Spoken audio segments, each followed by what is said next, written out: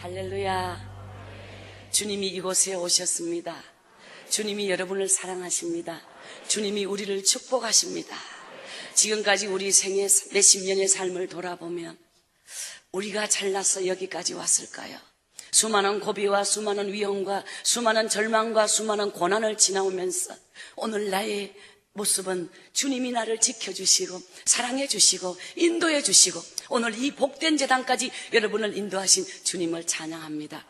오늘 하나님께서 주신 첫째 날 시편 51편 10절 11절 하나님이여 내 속에 정한 마음을 창조하시고 내 안에 정직한 영을 새롭게 하소서. 나를 주 앞에서 쫓아내지 마시고 주의 성령을 내게서 거두지 마소서. 10절의 말씀을 보면 하나님께서 가장 기뻐하는 사람은 어떤 사람인가? 정직한 영을 가진 사람, 깨끗한 영을 가진 사람, 성령의 이끌림을 받는 사람, 세상과 타협하지 않는 사람, 죄와 타협하지 않는 사람, 오늘 불의와 타협하지 않고 오직 정직한 영으로, 순결한 영으로, 아름다운 영으로 주님 앞에 날마다 기도의 무릎을 꿇으면서 한 걸음 한 걸음 한 걸음 주님 앞에 나를 순결한 신부로 새롭게 날마다 나를 쳐서 복종시키며 죄를 끊고 나의 모든 것을 세상과 타협되는 모든 걸 끊어가면서 주님 앞에 나를 온전케 만들기 위하여 날마다 몸부림치며 나아가는 사람을 하나님은 사랑하십니다. 이 세상에서 가장 형벌은 무엇이냐? 11절 말씀, 나를 주 앞에서 쫓아내지 마시며. 이 세상에서 가장 큰 형벌은 주님에게 내쫓김을 당하는 겁니다. 주의 성신을 내게서 거두어 가버리면 우리는 껍데기요, 우리는 허수아비요, 우리는 아무 쓸모없는 인생이요. 이 세상에 외형적으로 보면 초라하여도 가진 게 없어도 정말 노숙자보다 더 초라한 모습으로 살아갈지라도 그의 가슴 속에 주님을 향하여 불타는 예수 그리스도의 생명이 있는 자는 죽어도 살겠고, 오늘 우리 가슴 속에 가장 소중한 건 뭐냐?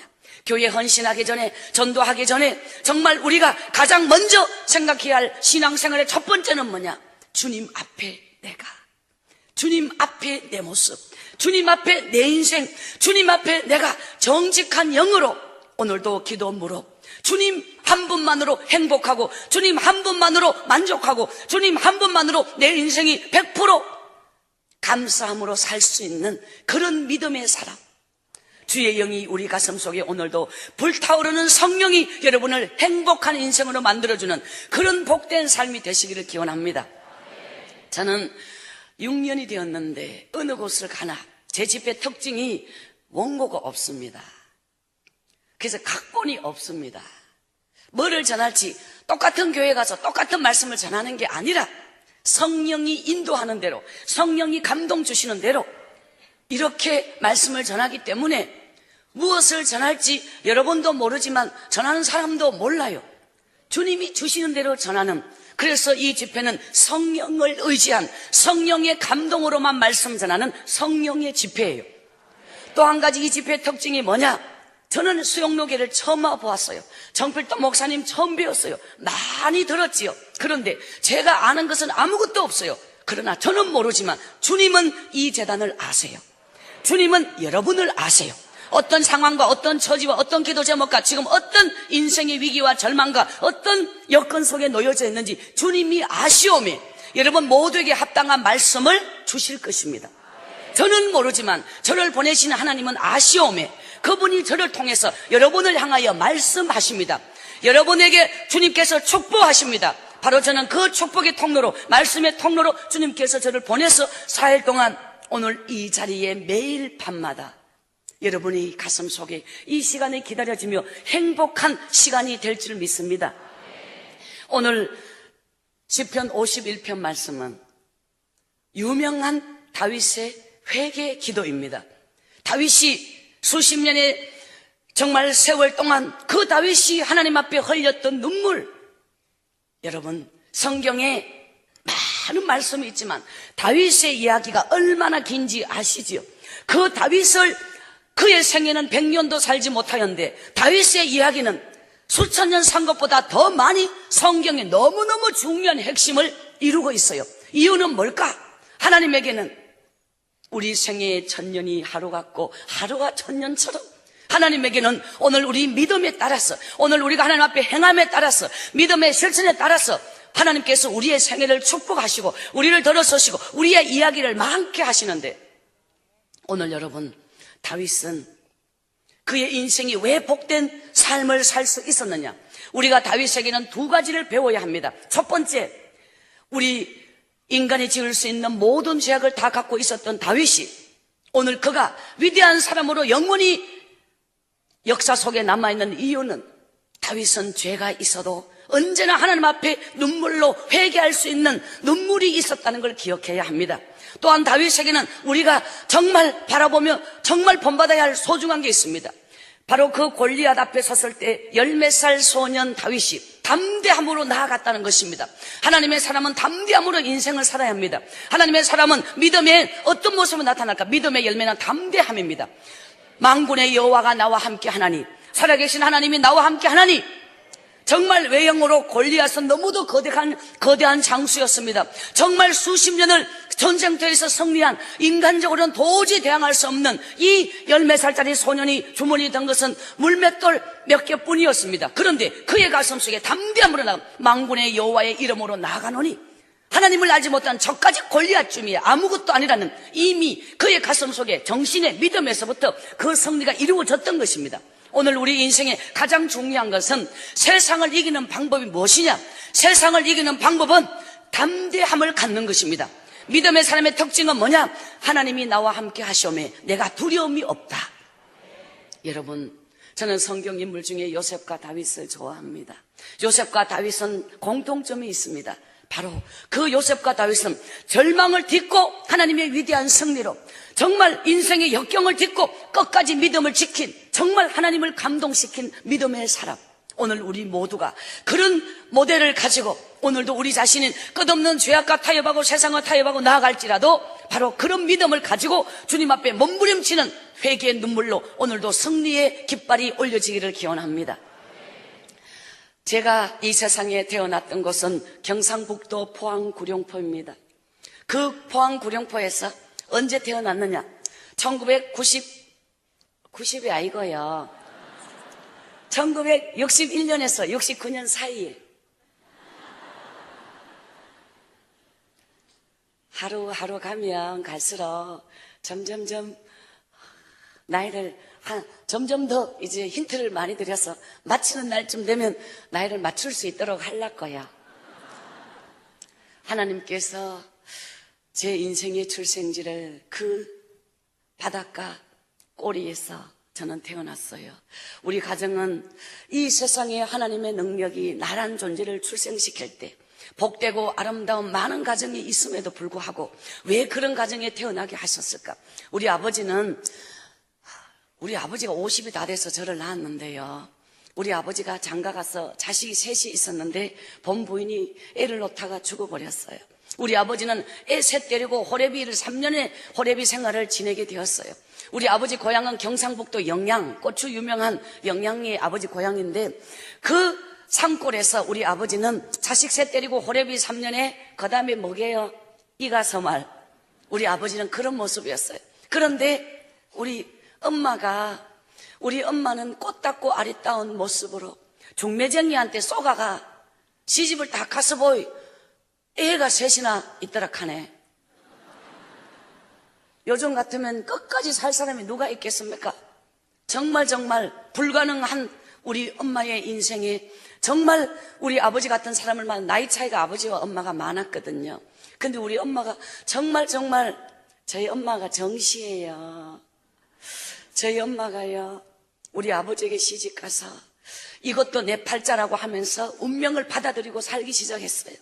그럴 때 이제 우리 아버지, 엄마 이제 영양으로 시집갔는데 6.25가 터져서 피난을 갑니다. 그래서 이제 그 구룡포까지 피난을 가서 애 셋 데리고 엄마 아버지가 거기서 제 위로 오빠 둘이 태어나고 제가 막내로 이제 그런데 6살, 7살 이렇게 나이 터울이 많이 져요. 엄마가 낳은 3남매가. 하나님께서는 저의 출생을 이 세상에 정말 초라한 남의 집 갓방 하나에 그 요즘 말하는 월세방에 바글바글 잠자는 그런 방에서 제가 태어났어요. 우리 아버지는 고기잡이 배를 탔어요. 그 동해 안에 꽁치잡이, 오징어잡이가 옛날부터 유명했던 그 구룡포에서 우리 아버지는 배를 타고 언제나 고기를 잡아야 먹고 살았어요. 그런데 6살 때 우리 아버지는 타고 나간 배가 바다 한가운데서 거대한 불길에 휩싸였어요. 수많은 선원이 시체가 되어서 돌아오는 그 불길 속에 하나님께서는 우리 아버지를 살려주셔서 온갖 화상과 죽음의 고비를 넘기면서 우리 아버지는 숨이 붙어서 돌아오셨어요. 병원에 옮겨서 몇 달을 보내면서 아버지는 정말 살아있는 오직 한 사람의 생존자가 저희 아버지였어요. 제가 어릴 때 아버지 시체 찾느라고 그 구룡포 판장이라 그래요. 거기는 판장 선착장에 갔는데 사람이 죽은 시체를 쫙 눕혀놨는데 가만히 그 끄적대기를 덮어놨는데요, 발만 쑥쑥 나왔어요. 그걸 딱 드시고 죽은 시체를 보았는데 어릴 때 이 얼굴이 감자 삶아가 다 터지가 껍질 벗겨진 것처럼 눈 뜨고 못 보는 흉측한 사람의 모습이 아니었어요. 우리 아버지 시체를 알아볼 수가 없는 정도였는데 우리 아버지는 살아있었어요. 그때부터 아버지는 폐인이 되었어요. 정상인이 되지 못했어요. 날마다 술만 먹었어요. 당신의 인생을 자포자기 했어요. 골목골목에 아버지는 소주 대병을 들고 막 그냥 비틀거리면서 그렇게 우리 아버지 모습은 동네에서 만나면 너무 창피한 모습이었어요. 우리 엄마는요, 날마다 눈물로 살았어요. 우리 아버지는 몇 년 동안 그렇게 술만 먹었어요. 알코올 중독자가 되었어요. 정신 이상자가 되었어요. 급기야 곱고 아리따운 엄마의 모습을 보면 아버지는 불안하기 시작했어요. 그래서 우리 아버지가 그때부터 우리 엄마를 향해서 어처정을 이제 갖기 시작했어요. 우리 엄마는 집에서 꼼짝 못해요. 제가 국민학교 1학년 들어간 그때에 손수건을 달고 입학하는 1970년대 저는 이제 국민학교 입학을 하게 되었는데 하나님께서 하나님을 알지 못했던 우리 가정에 엄청난 불행의 시작은 아버지가 날마다 술을 먹고 그 온 집안 식구들을 패기 시작하는데 우리 엄마를 무지막지하게 두드려 팼어요. 그때 저보다 6살, 7살 많은 제 위로 또 배다른 형제들 다 집을 나가버리고 아무도 없었어요. 아버지가 날마다 엄마를 두드려 패기를 제가 어릴 때 국민학교를 3학년까지 다닐 동안에 엄마는 30번 이상을 죽었어요. 지게 몽둥이가 부러질 때까지 아버지가 엄마를 두드려 팼어요. 우리 엄마는 갈비뼈가 몇 번이나 부러진 사람이에요. 우리 엄마가 이 머리를 잡고 아버지가 막 집 마당에서 뒤안으로 개 끌듯이 끌기 시작했어요. 엄마는 피를 질질 흘리면서 아버지에게 끌려서 그렇게 통곡하고 울면서도 도망을 가지 않았어요. 저는 어릴 때 아버지가 엄마를 두드려 패면 저기 숨어갖고 벌벌 떨면서 나중에는 엄마가 시체가 되었어. 저는 수없이 엄마의 시체를 보았어요. 그 엄마는 쭉 뻗어서 숨을 쉬지 않고 죽어버렸어. 이틀 3일 동안 엄마는 죽어 있어요. 그러면 제가 엄마의 시체를 안고 울어요. 엄마 죽지 마, 엄마 죽지 마. 어릴 때 저는 엄마가 죽으면 모든 걸 잃어버린 줄 알았지. 나의 엄마는 날마다 거미같이 말라가기 시작했어요. 제가 입학하던 날 우리 아버지가 뭐라고 했느냐, 술이 이렇게 채갖고 딸아를 말 낳고 학교 보내냐, 먹고 살 것도 없는데 딸아를 뭐 하려고 학교 보내냐. 그때 우리 엄마가 딸아라도 지 이름은 설 줄 알아야지요 이러면서 엄마가 저를 입학을 시켰는데 3년 동안 우리 엄마가 30번 이상 죽었다가 살고 끝없이 반복하면서 어느 날 갈비뼈가 부러졌는데 엄마가 걸음을 못 걸어요.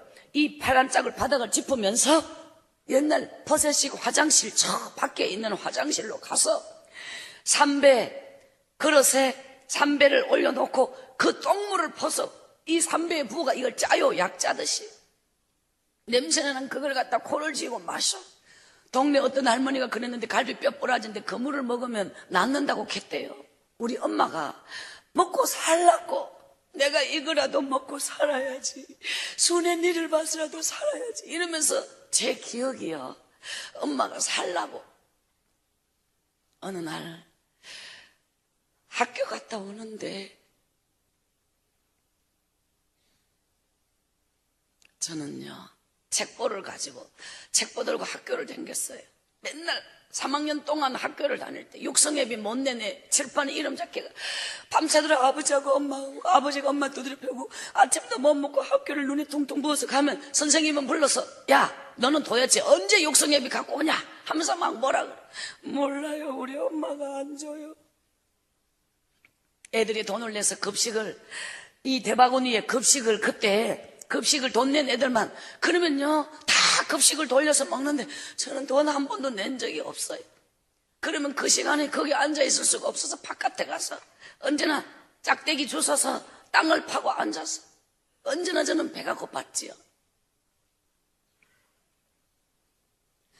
어느 날 제가 집에 돌아와 엄마가 기다리는 집으로 달려오는데 저만치 버스가 붕붕 가는데 꾸겨서 장롱에 처박아 놨던 다 구겨진 한복을 입었는데 다니지도 않았는 그 한복을 입고 비틀거리는 걸음으로 버스에 오르는 뒷모습은 우리 엄마 같았어요.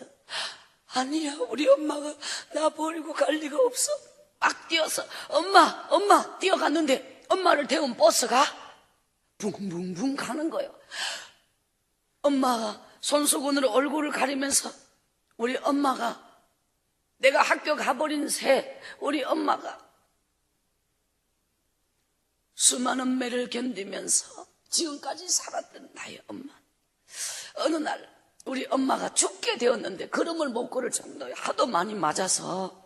그런데 엄마의 고향에 친정 아버지가 오늘날 살아 있었는데 마지막 죽기 전에 내가 엄마 친정에 가서 죽음의 장소로 선택하고 엄마는 아버지가 집을 비운 새 제가 학교 가버린 새 도망을 간 거예요.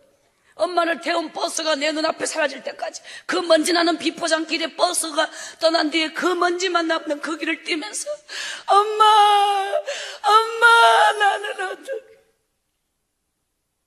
제 나이 10살 어느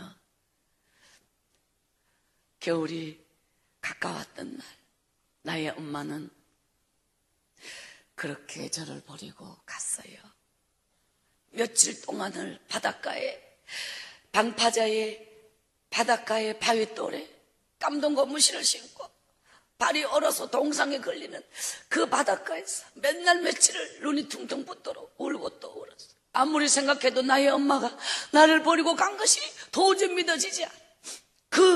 제 인생이 이렇게 운명이 바뀌는 걸 나는 상상을 못했어요. 어느 날부터 배가 고파서 바닷가에 발에 해초 온갖 것 뜯어먹다가 깡통을 주웠어요. 동네 엄마와 친했던 아줌마 집을 찾아가서 아줌마 배고파요. 가면 그 아줌마가 순애야 너 엄마가 네 안 데리고 갔나? 아이고 이 어린 걸 놓고 가면 어쩌노. 그때부터 저는 깡통을 들고 밥을 얻어먹기 시작했어요. 얼마나 힘들었던 내 인생의 밑바닥은 그렇게 다가왔어요. 몇 달 동안을 어떨 때는 밥을 얻어먹는 걸 못 맞춰가지고 3일 동안을 밥을 못 얻어가 굶어가. 어느 날은요 오기가 생겨가 저녁을 딱 얻어먹으러 가면요 주인이 자 또 왔다 이러면 문 닫아버리고요 그냥 막 밥 안 준다고 아침 먹으러 가면 딸아가 아침부터 왔다고 재수없다 하고 여자는 얻어먹는 게 아침부터 가면 재수없다 해요. 하여튼 이래저래 가지고 밥을 얻어먹기 너무 힘들어. 그래서 어느 날은 막 저녁을 딱 얻어먹으러 갔는데 주인이 문 닫아보고 불 꺼요. 그러면 자가 가는 줄 알고 제가요 나무 집 대문 앞에서 밤을 꼬박 세워서 손발이 동상 다 걸려 저녁 안 주면 아침까지 간다 하면서 이제 버티고 서서 제가요 이거 거짓 때 터득한 방법인데 정말 중요하대요.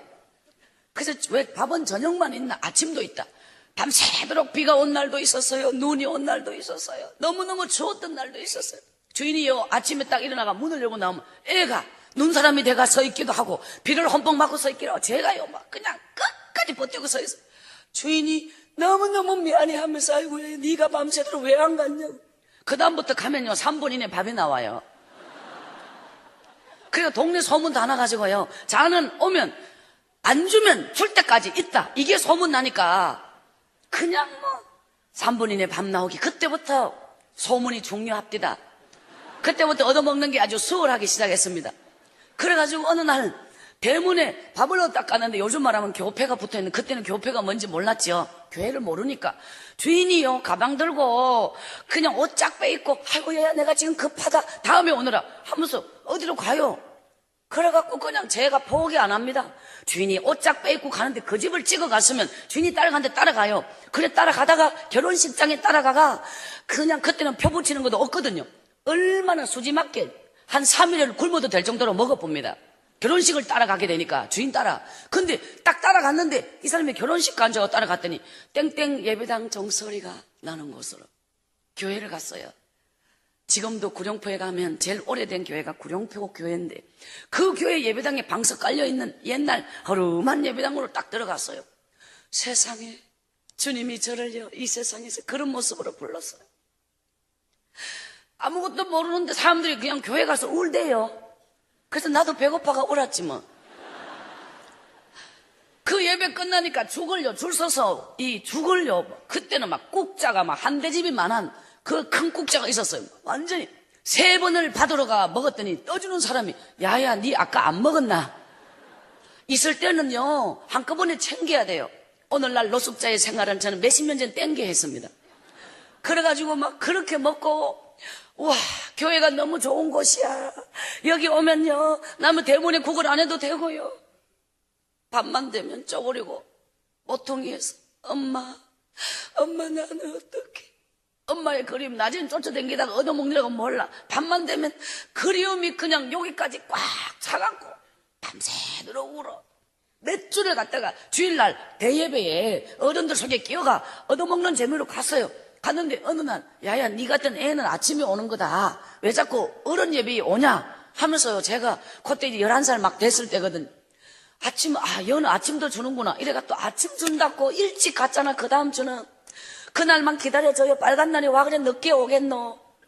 그래가지고 그 다음 주일날 아침에 일찍 딱 가갔더니 교육관에 따로 없는 그 옛날 그 예배당에 아침에는 애들이 바글바글 예배드리고 이제 애들이 가면 어른이 그 자리에서 또 예배드려요.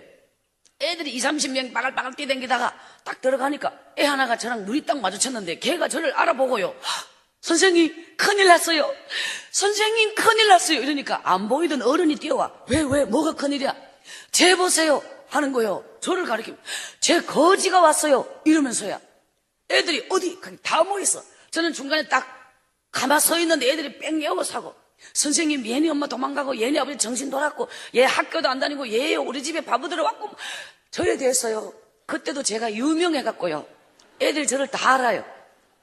어느 집 대문에 밥 얻으러 갔는데 주인이 불꽃부가 문 밖에 보면 부엌 정지 앞에 구정물통 옛날에 설거지하면 찌꺼기만 모으는 구정물통 있거든요. 그거를요 손 집어넣어가지고 건져가 먹은 적이 있거든. 저는요 그 배고픈 서러움이 너무 많았어요. 정상적인 집에서 엄마가 해준 따뜻한 밥을 못 먹고 컸거든. 근데 그 애들이 제가 아무도 안 볼 때 했는 거 쓰레기통 뒤져서 사과 꼭대기 주워 먹고 오만 거를요 안 볼 때 했는데요. 애들이 위에다 알겠노? 다 알아. 그 많은 애들 앞에서 막 망신을 주는데 선생님 쟤요 이런 것도 먹고 이런 것도 먹고 막 얘기하면서 재빨리 쫓아요. 그때 저는요 그냥 엄청나게 많이 눈물을 속으로 삼키면요 이게요 삼키면 와 이거 너무너무 안 올랐고 끝까지 안 올라. 제가 다시는 그 교회에 오지 않을 거라고 맹세하는 마음으로 그 예배당을 돌아서 나오는데요. 애들은 만세를 불러요. 자기들이 날 쫓았는데 성공했잖아요. 얼마나 코를 닦아가 여기가 번질번질하고 그냥 막 행편없는 진짜 제 꼴은 거지 꼴이었어요. 엄마 없는 애가 오죽하겠습니까? 그 예배당에서 딱 돌아서 나오는데 엉엉 울기 시작한 거예요. 막 코가 쭉쭉 늘어지면서 엄마 나는 이제 어떡해. 그 교회는 골목 안에 있었어요. 그 골목을 마음껏 빠져나오는데 누군가가 제 뒤에 막 뛰어오는 거예요. 탁탁탁 뛰는 소리가 나더니 얘야 네 이름이 순애 맞지? 네가 순애라고 그랬지? 이러는 거예요. 예. 옆에서 말없이 보고 있던 선생님이요 뛰어와갖고 제가 길을 딱 골목을 가로막고 순애야 우리 가서 같이 예배드리자. 제 손을 꼭 잡았어요. 친구들이 가요 나오지 말래요. 친구들이 가 나오지 말래요. 그 선생님은요 지금까지 제가 제 운명의 첫 번째 하나님이 보낸 천사였는데요 저를요 가슴에 화락 탁 끌어안는데 가슴이 으스러지도록 저를 얼마나 꼭 안아주면서, 예수님, 친구들은 너를 싫어해도 예수님은 너 같은 아이를 더 사랑하신단다. 그러면서 저를 가슴에 꼭 안아주는데, 제가 우리 엄마도 나 버리고 갔는데 이 선생님이, 처음 보는 이 선생님이 누군데 나를 이렇게 사랑해 주시고 안아주고, 거기에 감동받아가 제가 울기 시작했는데 막 얼마나 크게 울었는지 엄마를 부르면서 이제 그 선생님 앞에 막 울다, 나중에 볼 선생님 옷에 얼굴 눈물 콧물 다 닦아가 옷을 다 베려놨대요. 예배당에 들어가서 예배가 끝날 때까지 그 선생님은 내 손을 놓지 않았어. 하나님, 이 아이를 불쌍히 여겨주세요. 하나님, 이 아이를 불쌍히 여겨주세요. 오늘 나의 운명을 바꿔놓았던 선생님, 저는요 이제 여기가 제 인생의 출발이에요. 이 집회의 출발이에요. 이 캄캄한 인생, 어디로 가야 할지 어떻게 살아야 할지 아무도 내 인생은 안내자가 없어. 그런데 나의 부모가 나를 키워준 게 아니에요. 나의 하나님은 그렇게 내게 다가오셨어요. 그 나의 하나님이 오늘 부산 수영로 교회에 달려오는 여기까지 나의 인생을 인도해 주셨으니, 나는 구룡포 국민학교 3학년까지 다닌 그 중퇴가 전부인 학벌이지만 하나님께서 배우지도 못하고 먹은 것도 없고 가진 것도 없고 아무것도 내 인생은 없어요. 그런데 나의 하나님은 나를 선택해 주셨어요. 나는 그분을 알지도 못했어요. 한번 우리 집은 1년에 10몇 번 제사 지내고 그냥 삼신단지 모시놓고 아주 정말 하나님은 우리 집안의 천열매로 저를 부르셔서 이 세상에 가장 배고프고 가장 갈 곳 없고 가장 버림받았던 내 인생의 운명에 하나님이 나를 그때 불렀어요. 그 좋으신 하나님. 선생님이요, 그 다음 주일날 교회를 딱 가니까 애들이 저를 왜 싫어하냐, 이걸 연구 분석해 본 결과 저한테 때가 너무 많다는 거예요. 저한테 제가 너무너무 더럽다는 거예요. 애들 더러우니까 더 싫어하는 거예요. 그러니까 선생님이 견적이 너무 많이 나니까 한꺼번에는 다 안 되고 공사가 커서 단계적으로 이제, 첫째, 머리를 감기는데요, 옛날에 빗물을 받아서 그 선생님이 빗물을 바켓에 담아가 교회를 갖고 와가, 그 빗물에다가 사분 없어도요, 사분 뭔지 아십니까? 그 빗물에다가 머리를 감게 줬어요. 그래갖고 챔빗이, 빨갛게 생긴 챔빗이 있는데 딱 뜯기면요 이가 5마리 7마리 두둑 이만 바닥하면 우와 이다 막 죽이기 시작합니다. 제가 이를 하도 많이 죽이가 손톱이 벌걸 정도로 어릴 때 이를 많이 죽였어요. 이가 많았어요. 제가 젊은 사람은 이게 이가 뭔지도 모르고, 강사가 이런 강사가 와서 어쩌겠노. 그래갖고요 그 선생님이 챔빗으로 이를 다 잡아주고 머리를 고무줄로 딱 묶어줘요. 와, 세상에, 이 얼굴에 이 때가 막, 때하고 이 코를 갖다가 얼마나 갖다 닦아가, 여기가 한 번만에 됩니까? 세수대 물 받아가 불가가 불려가 닦아내고 불려가 닦아내고 막 하여튼 상상할 수 없어. 그 선생님이 제 인생의 모든 때를 벗겨주시고 저를 품어주시고 이 윗돌이 아랫돌이 얻어입고 댕기는, 벌벌벌 떨고 댕기는 저를, 이 옷 소매 다 풀어지는 고가 하나 빠지면 다 땡기면 계속 풀려지잖아요. 그런 옷 입고 댕겼거든요. 근데 그 선생님이 어디 가서 옷을 구해와가지고 이거 입히고 저거 입히고 야야 춥다. 제 인생은 이 세상에서 그 밑바닥에서 출생하여 지금까지 달려오면서 제 인생에 한 걸음도 나아갈 수 없었던 절망을 3번 만났어요. 절망이란 단순한 절망이 아니에요.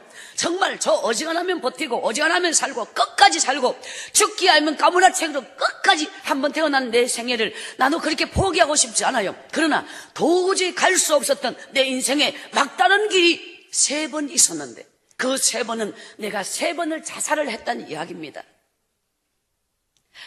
저는요 3번의 자살을 경험하면서 지금까지 그때마다 분명히 나는 죽어야 할 생명인데 살아있고 마지막 자살은 35살 때예요. 그 35살 때가 지금부터 뭐 그리 오래 안 됐어요. 그러니까 제 인생이 풀린 지 얼마 안 됐다는 얘기요. 그때까지 제 인생에 끝없는 연단이 이제 있었는데요. 13살이었어요. 구룡포에서. 학교를 다니면 6학년이겠죠.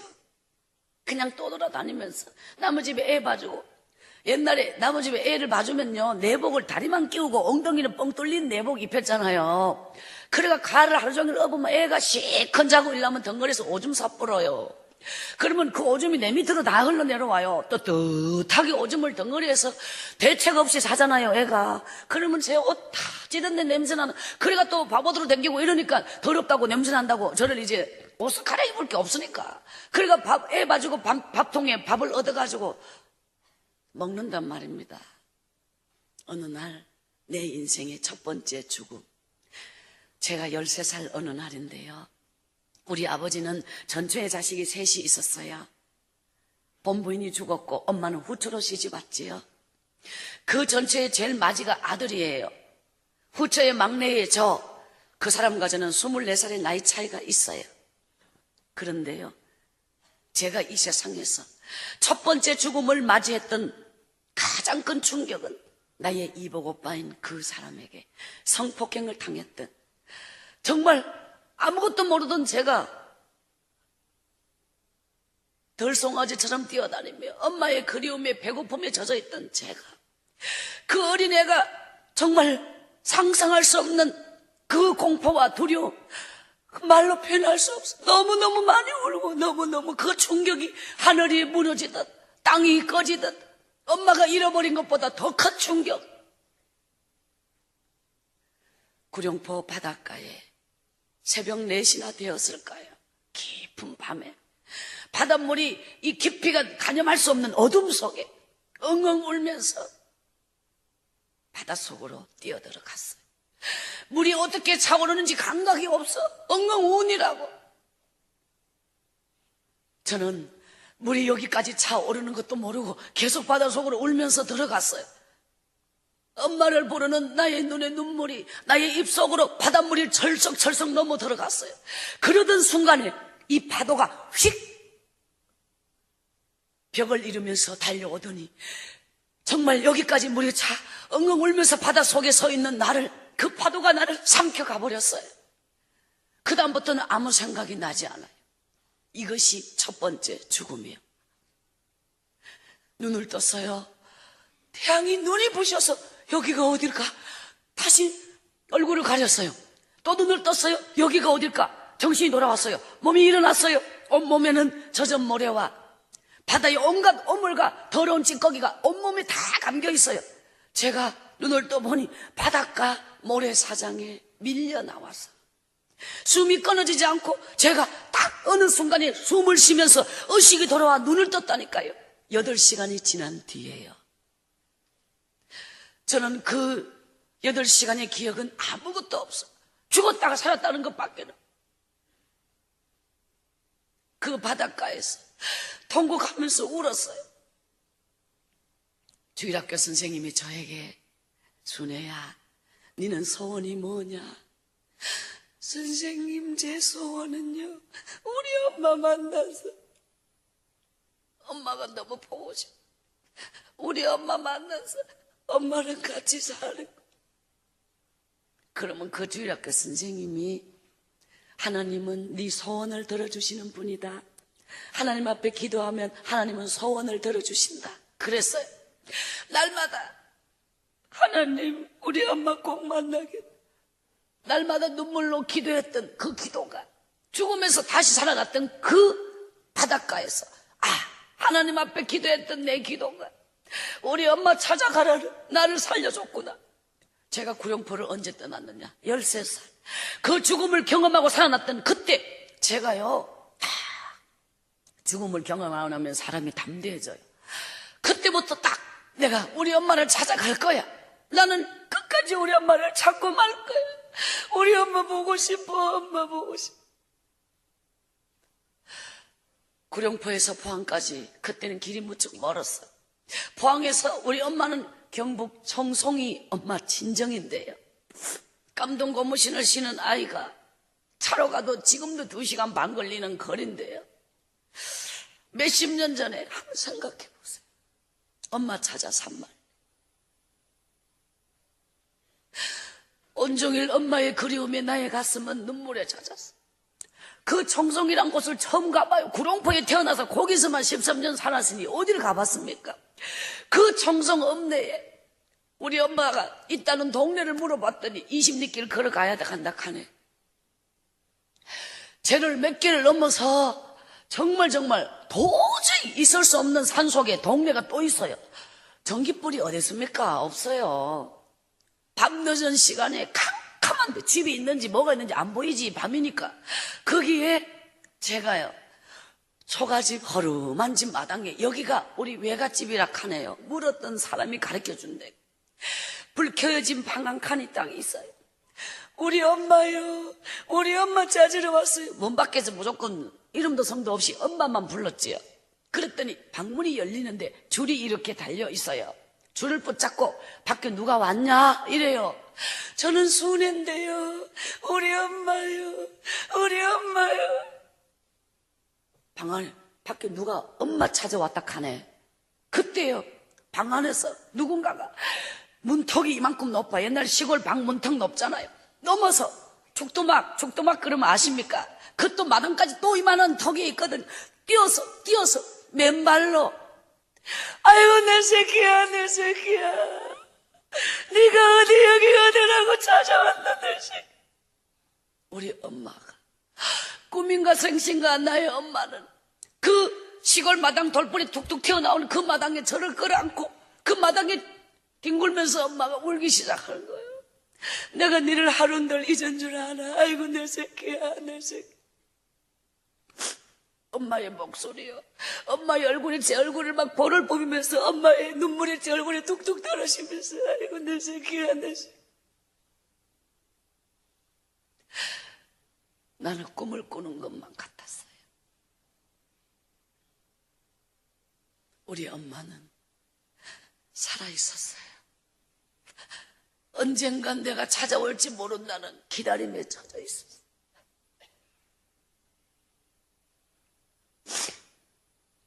며칠 동안 엄마와 꿈만 같은 시간을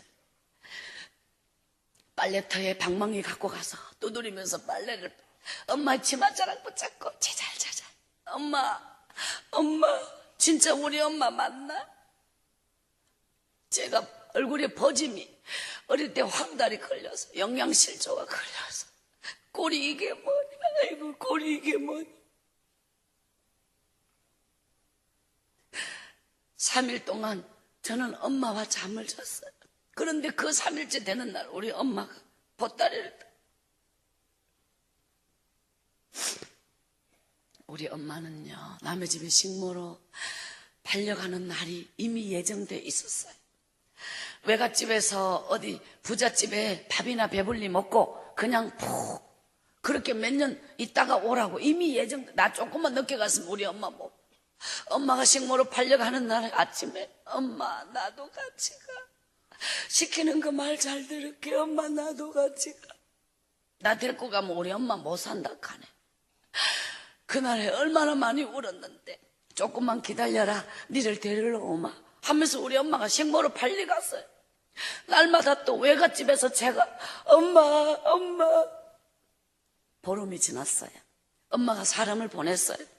딴 데 알아보고 내 같은 애를 써준다는 데가 이제 있어서 제가요, 낯선데 제가 식모로 팔려가요.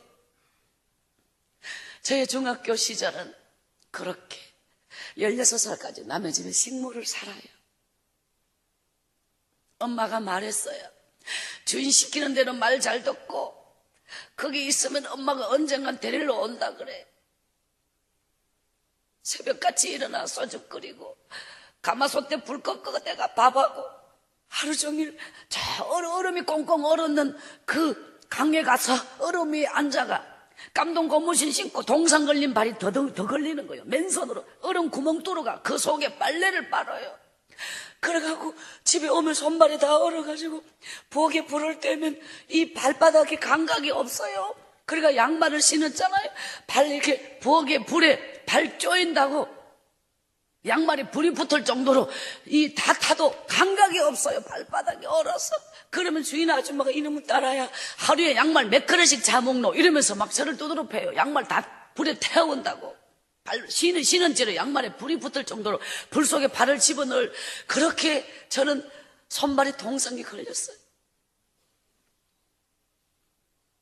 3년 동안 내 인생에 사춘기가 왔는데 주인집 딸은 교복 입고 이쁘게 학교 가는데 왜 내 인생은 이렇게 태어났을까?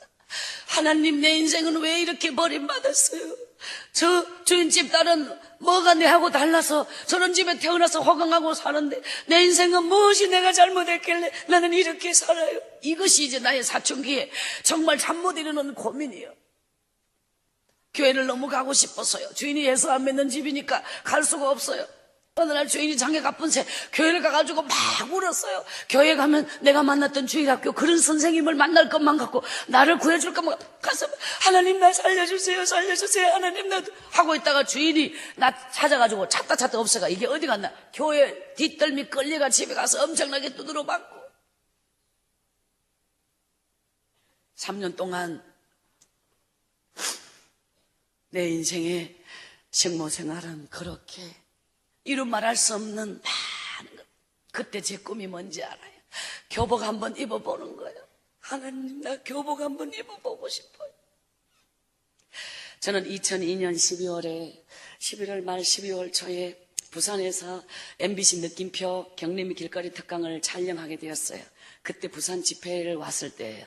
저는 2001년도부터 쓰임받게 되어서 지금까지 6년이 되었는데 하나님께서는 제 인생에 지금까지 살아가면서 남몰래 흘렸던 내 인생의 그 수많은 눈물, 정말 부끄럽고 수치스럽고 남에게 내놓을 수 없는 내 인생의 그 비통함, 훗날에 하나님이 나의 인생을 들어서시면서 오늘도 가슴속에 자기만의 슬픔과 자기만의 그 엄청난 많은 인생의 문제를 안고 살아가는 이들이 이 집회를 통해서 하나님의 기적을 보게 하시는 하나님의 성령의 역사가 일어난 줄 믿습니다. 제 인생은 이렇게 많은 것에서 정말 하나님께서는 제 인생을 어디다 쓰시려고 그 많은 인생의 바람만장한 고통과 아픔과 눈물을 주셨는지 몰라. 어느 날 그 3년 동안의 식모를 마치고 어느 날 우리 엄마가요, 순애야 돌아가자. 엄마와 저는 3년의 식모를 마쳤어요.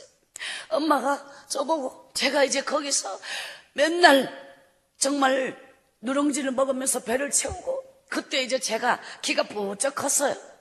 그래서 집에 돌아왔는데 집이 어디 있어야 말이지.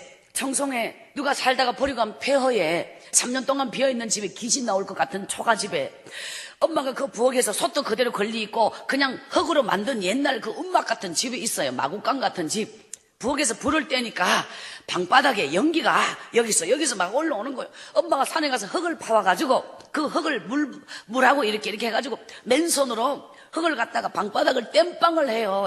연기 올라오는. 그래가지고 방바닥이 불룩불룩 해요. 거기다가 가만히 쫙 깔아놓고 꺼끌꺼끌한 데서 잠을 자요. 벽은 벽지가 안 붙는 전부 이제 산에 흙을 갖다가 한겨울에 바람이 막 불면요 이 벽이 통째로 벌렁벌렁 밤에 잠들다가 조용히 갈 수도 있어요. 이 벽이 통째로 흔들리는 그런 집에 살았거든요. 우리 엄마가요 겨울 되면요 산에 가가지고 나무 하는 걸 가르쳤어요. 깔비 끄는 거 있죠. 깔비가 소나무 솔잎 얼어진 그 까꾸리 갖고 가서 까꾸리 이러면 압니까? 하여튼간에 좀 촌스러운 사투리가 나올지 몰라요. 그 깔비를 끌어갖고 막 단을 이렇게 만들어가 이걸 이고 와가지고 불쏘시개 하면서 군불을 떼가지고요. 방이라도 떳떳해야지 추운 집에. 그러니까 나무에가 온갖 나무를 다 해가 와가지고 군불 떼고 봄 되면 산나물을 뜯어요. 엄마가 이거는 먹는 거고 이런 걸 못 먹는 거 산나물 뜯는 거 배우는 게 공부하는 것보다 더 힘들어요. 그 산나물을 다 뜯는 걸 배우고 고사리 더럽 해가지고요. 봄 되면요 이걸 이고 20리길 걸어가 장에 가서 이걸 팔면요 납작보리살을 사와요. 납작보리살 연어 없었나? 그 납작보리살 한 봉지 사와가 또 한 다음 장날까지 이걸 갖다 조금씩 밥을 내갖고 먹어요. 이렇게 해서 이제 저는 그 청송에서 먹고 사는 방법을 터득하는 거예요. 눈만 뜨면 산밖에 없어. 태어날 때는 바닷가에 눈만 뜨면 바다밖에 안 보이더니 그냥 세상이 그냥 뭐 또 다른 세상을 체험하는 거예요. 그런데 교회를 가고 싶어도 교회가 없어. 그 동네 교회 없어요. 읍내까지 가면 조그마한 교회가 몇 개 있어요. 근데 장에 한번 가기도 힘든데 읍내까지 왜 가겠습니까? 그런 어느 날 우리 아버지가 구룡포에서 혼자 살다가 다 그냥 막 어처증은요, 혼자 살면 어처증 뚝 꼰친다 하네. 우리 아버지가 혼자 몇 년 살아갔고요, 어처증을 고쳤어요. 사람이 그리워서요. 그래갖고 우리 아버지가 병든 몸으로 이제 청송에서 같이 살게 되는데, 다시는 버리고 가지 마라, 이제 안 두도록 팬다고. 배울 이제 엄마 뵐 기운도 없어요. 아버지가 술만 먹고 몇 년 살다 보니 기운이 다 떨어졌어요. 우리 아버지는 마지막 구원받고 이제 돌아가시기까지 몇 년 동안 청송에서 이제 우리 세 식구가 사는데, 어느 날 아버지 이름으로 편지 갔다 왔는데요, 아버지의 큰아들, 자랑스러운 큰아들, 그 아버지에게 자기 부인이 뇌종양으로 병원에 입원해 오늘 내일 하고 있는데 그 집에 아가 넷이나 있다 하네요. 애 넷이가 밥 해줄 사람이 없어서 학교를 못 보내니 편지 제일 끝에 순애를 자기 집에 보내서 자기 애들 밥을 하게 해달라, 이런 편지가 왔어요. 제가 우리 아버지 앞에서 그 편지를 딱 보다가 기절할 뻔했잖아요. 근데 우리 엄마와 아버지는요, 순애가 무슨 일이 있었는지 아무것도 몰라요. 말할 수도 없었고 말할 기회도 없었고, 나 혼자만의 절망, 나 혼자만의 죽음, 나 혼자만의 아무도 모르는 거예요. 근데 우리 아버지는 당장 내일 가라, 똑같은 자식인데 가서 네가 밥을 해줘야지, 누가 밥을 해주냐. 아버지 거기 안 가면 안 돼요. 우리 아버지는 결사적으로 거기를 가라고 했어요. 정말 제가 거기 있던 날 아버지가 주는 차비와 주소를 들고 거기를 가는데 하루 종일 가요. 제가 사는 청송에서 하루 종일 가는 거리. 너무너무 많이 울었어요. 하나님, 지금 같으면요 도망가지 그 안 가. 그때는 그런 거 몰라서 도망가는 거예요. 아버지 명령 안 지키면 죽는 줄 알았어요. 그래 그걸 딱 가는데요, 지리산 밑에 그 집에 딱 갔는데 애 넷이가 정류장에 나와가지고 저를 이제 처음 갔으니까 아무것도 모르죠. 근데 그 집 마당에 뱀탕 딱 적혀 있는데요, 무지무지하게 많은 뱀이 그 집에 다 모여있는, 그 집은 지리산 밑에서 정말 그 지역을 뱀탕집을 총괄하는 뱀 도매상집인데, 마루 밑에 방 이 한 칸이 전부 뱀 개짝으로 꽉 차있는 그런 집이었어요. 제가 마당에 화독이 10개가 딱 걸려있는데요, 사람이 뱀탕 먹으러 오는 사람이 너무너무 많고 이 세상에는 또 다른 광경을 보기 시작한 거예요. 도저히 방이 하나밖에 없어. 사람 잠자는 데는 한 방에 몽땅 다 같이 자요. 제가 그 방에 같이 잠을 잘 수 없어서 바로 그 뒤에 교회가 있었어요. 그 교회에서 밤을 새면서 하나님 나 살려주세요. 그 사람이 무서워서 집에 가서 한 방에 잠을 못 자. 교회에서 이제 밤을 새면서 기도해요. 목사님이 나보고 여기서 혼자서 교회에서 밤을 새면 안 된다고, 집에 가서 자라고 말을 할 수가 있나. 결국은 제가 보름 동안 방이요, 뱀 창고가 있어요. 사람이 잠자지 못하는 사과 개짝같이 생긴 개짝이 바닥에서 천장까지 벽을 딱 도배를 하면서 뱀 개짝이 독사, 살모사 종류대로 섞어 넣지 않고, 뱀탕 집에 가보니까 종류를 따로따로 분리해가지고 뱀을 30마리 50마리 개짝 크기에 따라서 딱 넣어놔요. 앞에 철사로 딱 돼 있고요. 그런데 제가 그 뱀 개짝이 꽉 벽을 이루고 있는 그 뱀 창고에서 잠을 자요. 그때 저요, 죽음보다 더 무서웠어. 그래갖고 그 뱀방에 들어가면 불 켜면 절단나. 뱀하고 눈 마주쳤다 하면 그날 밤에 잠을 못 자거든요. 그러니까 눈을 감고 불도 켜지 않고 이불만 들고 들어가요. 딱 들어가자마자 이불을 딱 뒤집어 서고 이불 속에서 주기도문을 외우는데 끝까지 생각이 안 날 정도로 머릿속이 마비가 돼버려요. 뱀이 수천 마리 수만 마리가 벽을 딱 이루고 있기 때문에 제가 거기서 보름을 정말 숟가락까지 딱 문 걸어가 잠그고 숟가락 꼽아놓고 보름을 지낸 사람이에요. 그게 얼마나 하나님이 저에게 걷기 훈련과 담력 훈련과 모든 훈련을 다 거치고 지금 이어왔어요. 그래갖고요, 그곳에서 뭐 밤새도록 기도하다가 새벽 종소리가 딱 들리면 이거 새벽 기도로 가야 되는데 의식은 깨어났는데 몸이 하도 용을 써갖고 밤새도록 웅크리고 용을 써 이 몸이 움직여지질 않아요. 이런 경험을 해보셨는지 몰라. 하나님 나 새벽 기도 가야 되는데 이 몸이 마비가 돼가지고 새벽에 주님 앞에 가면 얼마나 울겠습니까? 어느 날 성경을 가슴에 안고 하나님 나를 살려주세요, 나를 지켜주세요 딱 이러고 오는데 그 방에 대돌이 있어요. 신발 벗는데 그 대돌을 딱 신발 벗고 방 안에 발 두 발 뒷손으로 문을 딱 닫고 그대로 딱 이제 문 앞에 어두운 그림자가 딱 숨어 있다가요, 제 뒷덜미를 꽉 잡고 그대로 달랑 들어가 내던져버려요. 그 어두운 그림자가 얼마나 덩치가 큰지, 악한 마귀, 정말 마귀의 형체를 닮은 그 어둠의 그림자가 누구인지 아시지요? 저는요, 성경을 가슴에 끝까지 끌어안고 뱀 괴짝 앞으로 내 던짐을 당해서 안 돼 뒤로 물러날 수가 없어요. 뱀 괴짝이 꽉 차 있거든요. 앞에 그 미친 인간이 딱 버티고 서서 술 냄새가 지금도 퍽퍽 나면서 그 죽음의 방에서 제가 하나님 살려주세요, 이 말이 입 밖에 나오지 않아. 너무너무 충격을 받아. 아십니까? 제 인생의 두 번째 죽음은 그 한순간에 미친 인간이 그 거대한 힘으로 정말 꺾어질 것 같은 제 그대로 옷을 쫙 찢으면서 저의 인생은 거기서 산산이 부서진 이름이요, 살고 싶어 발버둥 쳤던 나의 운명은 하나님 앞에 한 새벽도 놓치지 않으려고 주님 앞에 엎드려 하나님 나를 살려주세요. 이 성경이 힘없이 나가 떨어지고 내 인생은 거기서 모든 걸 잃어버리고 꿈을 잃어버리고 넋이 빠져버린 모습으로 정성으로 돌아와 석 달 동안 잠을 이루지 못, 그대로 달려오면 누군가가 다가오면 안 돼, 제발. 사람 공포증에다가 그냥 사람이 혼이 빠진 사람 알아요? 눈 초점이 없는 사람. 성경을 다 찢어서 하나님은 없습니다, 불에 다 튀어버렸어. 어느 날 찬바람이 엄청나게 윙윙 불어대는 겨울에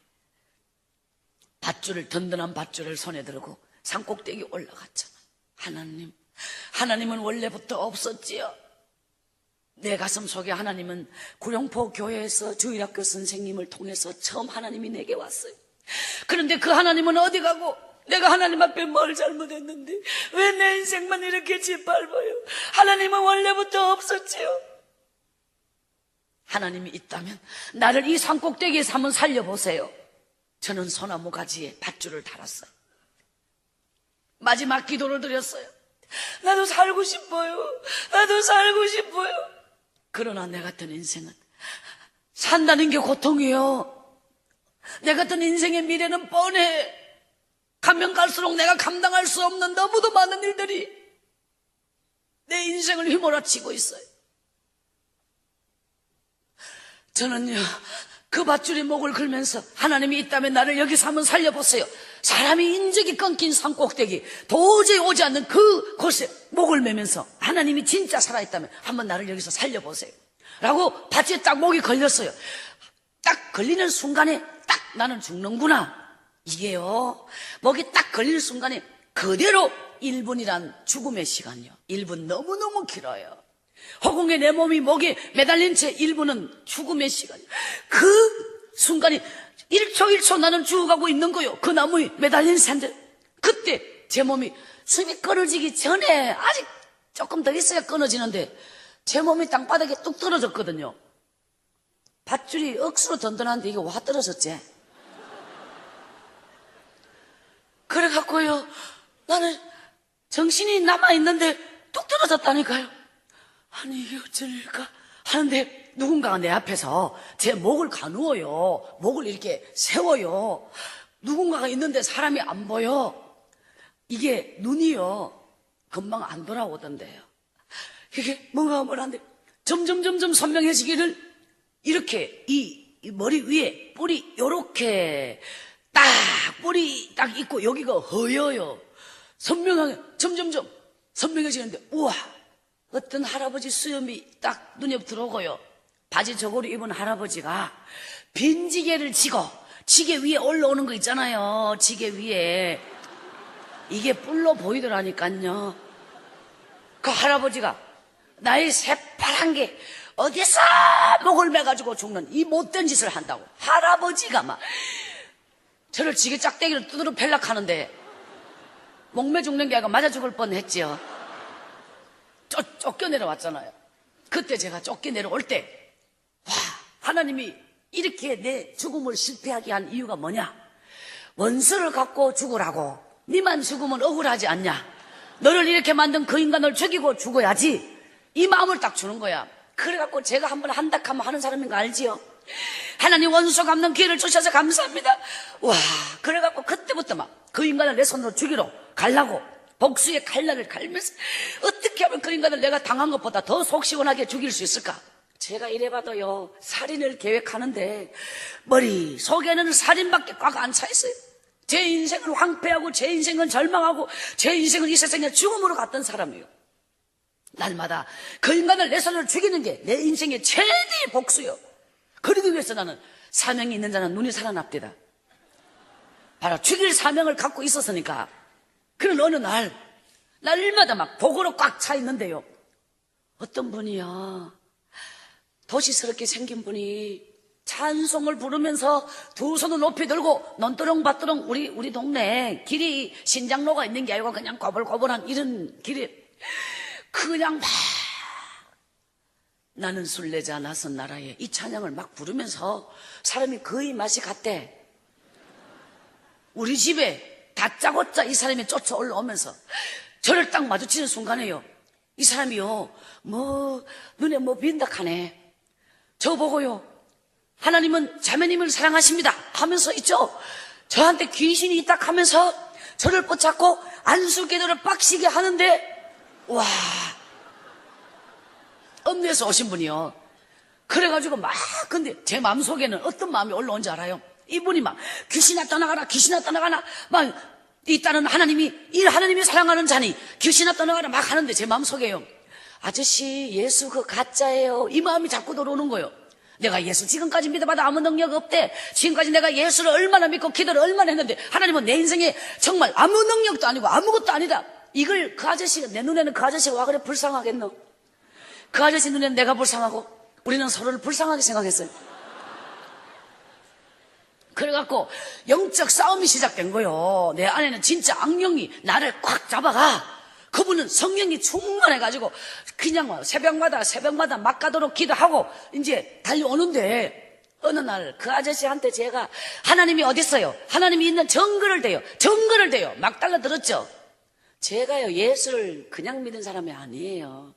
그분이 정거되면 어쩔래? 정거되면 순종하고 따라와야 된다. 정거만 돼봐. 나도 예전에 하나님 믿었던 사람이요, 나도 열심히 교회 가서 밥 얻어 먹었던 사람이요. 그래갖고 어느 날 그분이요, 자, 하나님이 저를 어떻게 사랑하셨냐.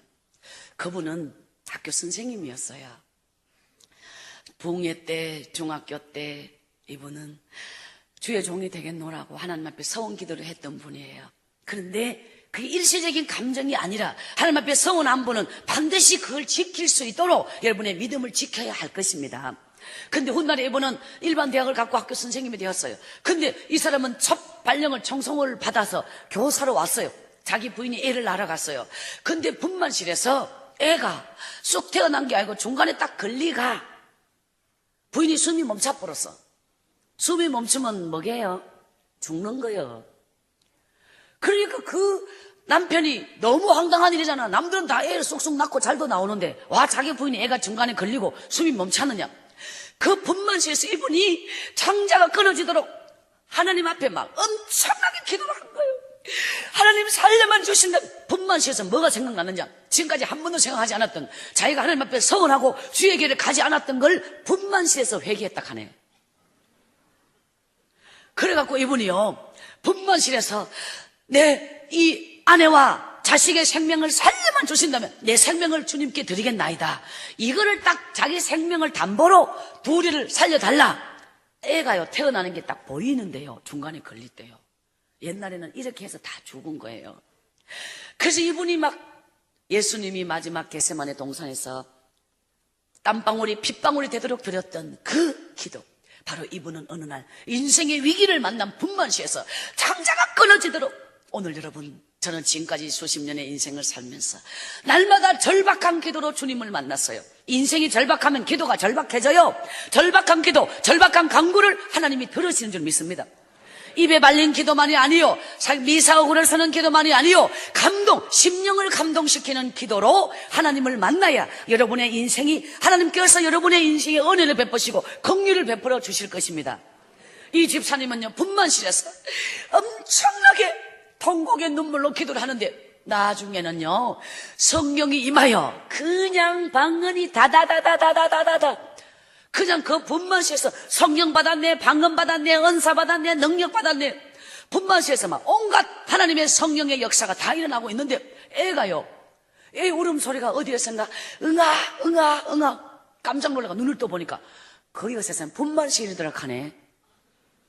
기도 시작한 뒤에는 자기도 몰라. 하나님께서 구속한 주만 보이도록 성령으로 그를 인도해 주셔서, 그래갖고요, 딱 눈을 떠보니까 여기가 분만실이었지, 우리 아이가 중간에 걸렸지. 빗둥이가 태어나서 이 아이를 안고 통곡하면서 이분이 운 거예요. 자기 아내가 살아났고요, 애를 쑥 낳은 거예요. 기적을 체험한 거예요. 그 빗둥이를 안고 돌아와서 이분은 그때까지 한 새벽도 기도하지 않았던 그냥 적당한 집사님, 그런 분이었는데 성령을 받았어요. 분만실에서. 자, 어디서 성령을 만나느냐 중요합니다. 그래갖고 이분이요, 절대로 깨우지 못하던 새벽을 자기 힘이 아니라 하나님의 능력으로, 새벽은 내가 깨우는 게 아니고 주님이 깨우는 거예요. 여러분의 인생을 깨우는 건 새벽을 깨워야 되는 거예요. 여러분의 인생이 하나님의 축복은 새벽을 깨울 때 하나님의 기적이 오는 거예요. 바로 오늘 이 4일 동안의 집회, 새벽마다 담임 목사님께서 특별 강사님으로 오셔서 여러분에게 말씀을 선포하실 때 하나님의 기적 같은 역사가 여러분의 심령마다 임할 줄 믿습니다.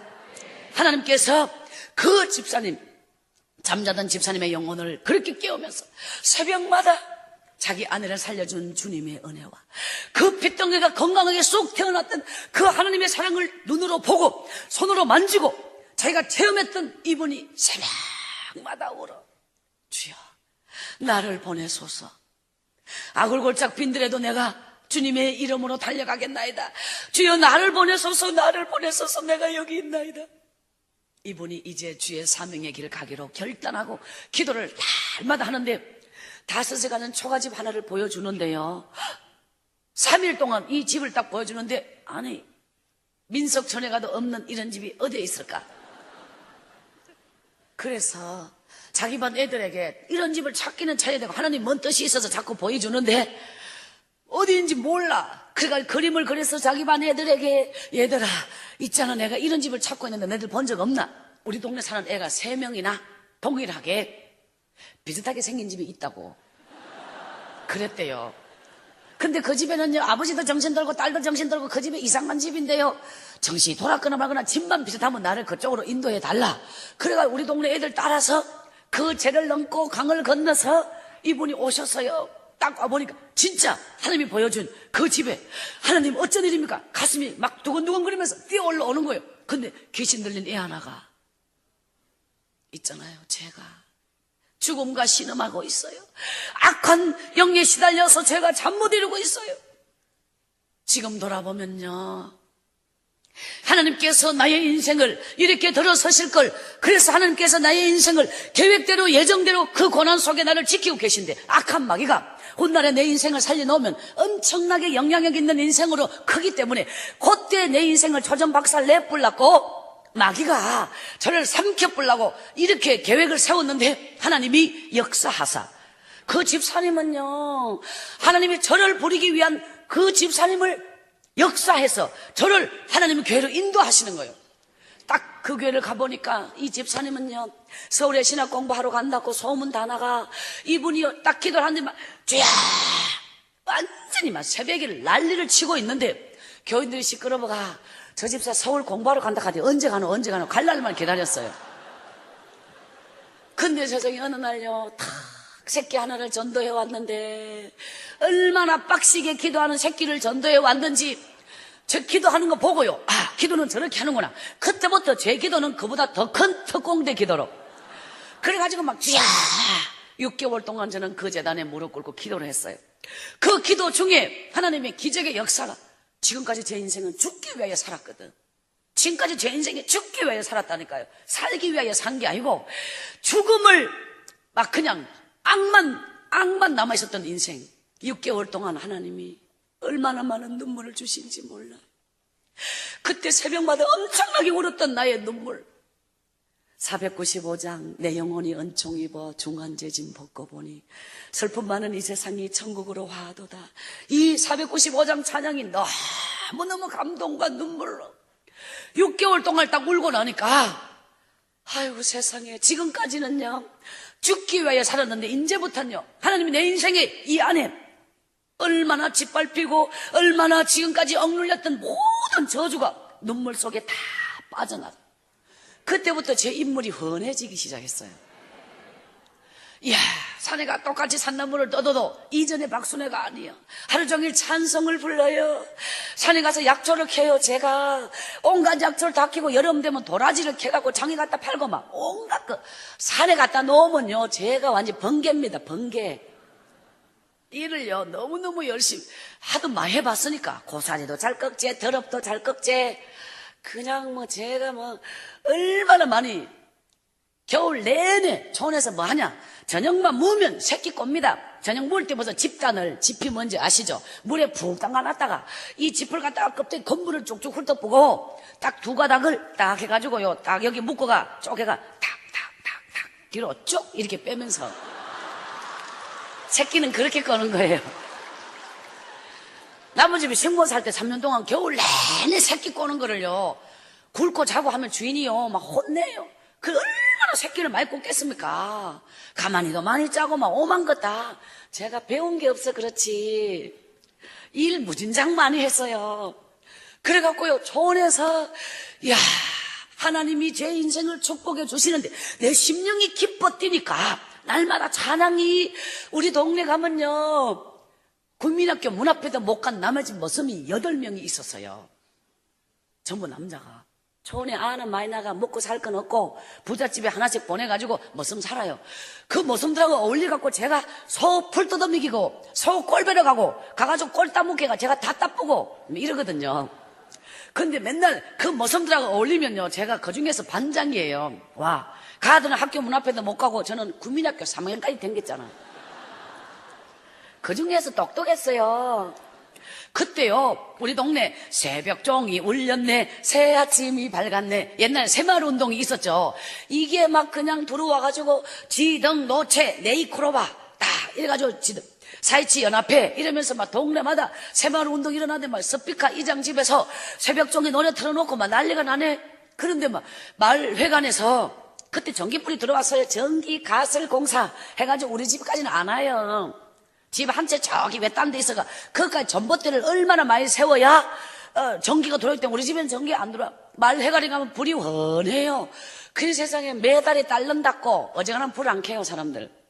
이 전기 매달에 올라간다고. 텔레비가 제가 이 세상에 처음 본 텔레비가 어떻게 생겼나, 흑백 텔레비전 이렇게 직사각형인데 다리 4개 달리고 문을 닫았다 열었다 문 딱 닫아가 자물통 잠그는 이런 텔레비가 우리 동네에 처음 들어왔어요. 텔레비를 딱 펴면 텔레비에 막 대통령이 딱 나오잖아요. 그러면 좋은 사람이 갑자기 텔레비 들어놨다, 아이고 저 대통령이 나오시는데 엎드려가 절하는 거 아십니까? 대통령이 지금 텔레비 안에서 자기를 보고 있는 줄 알고 갑자기 옷도 만지고 이래요. 제가 그런 동네 살았어요. 26길 걸어가 차 한번 갔다 올라가면 우리 동네 사람은 큰일이요 이게.